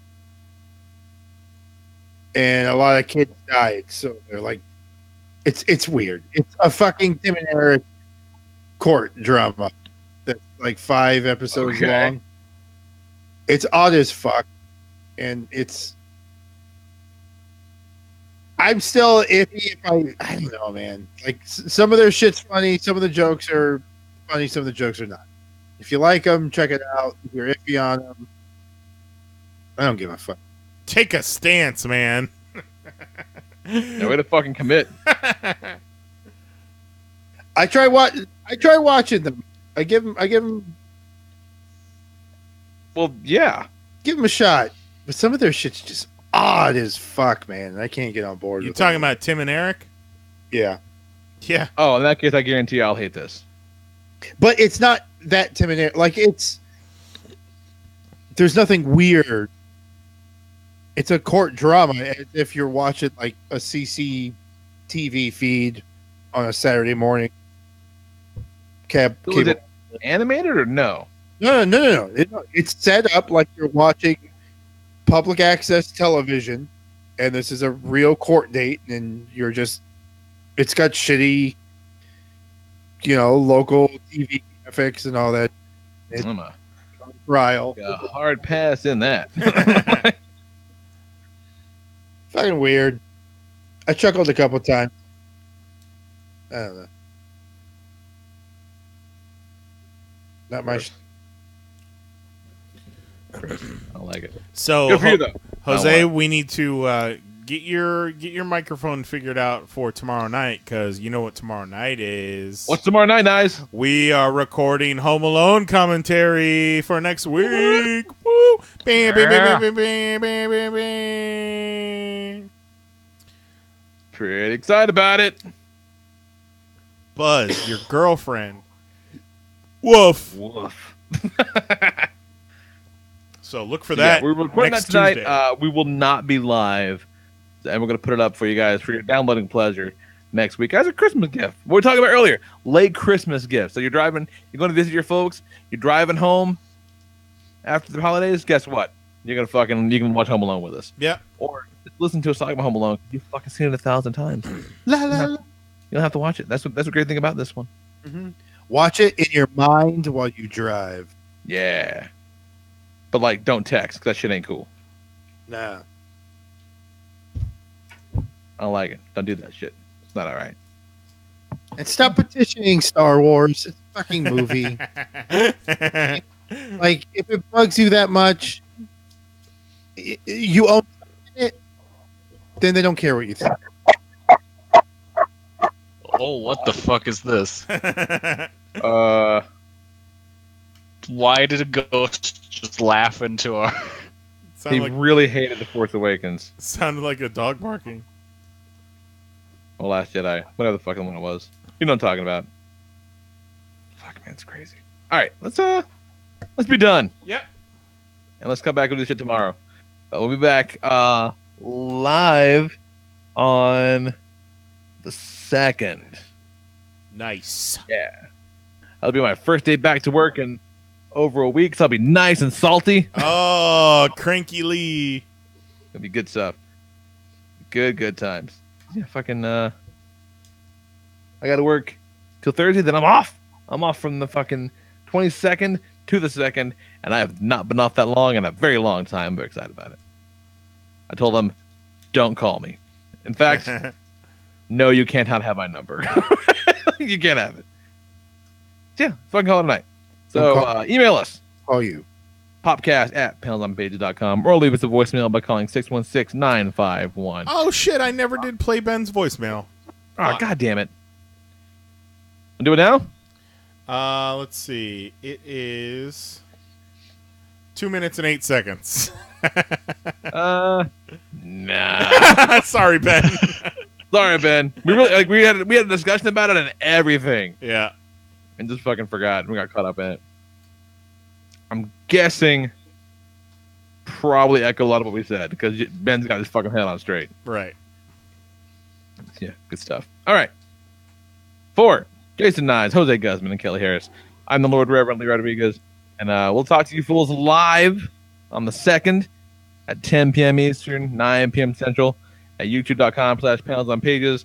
But check your feeds next week for Home Alone. Good stuff. All right. Yeah. But Love before you. then, will be Christmas. So Merry Christmas, everyone. That's right. Merry Christmas and God bless us, everyone. Except for that one motherfucker. You know who you are. That motherfucker Kylo Ren, am I right? Son of a bitch killed Han Solo. And almost killed Leia, but he didn't. I wonder how many iPhones What? Oh my God. cracking screens could be so pissed. Just pissed. Just pissed. All right. Night. Love you. Goodbye.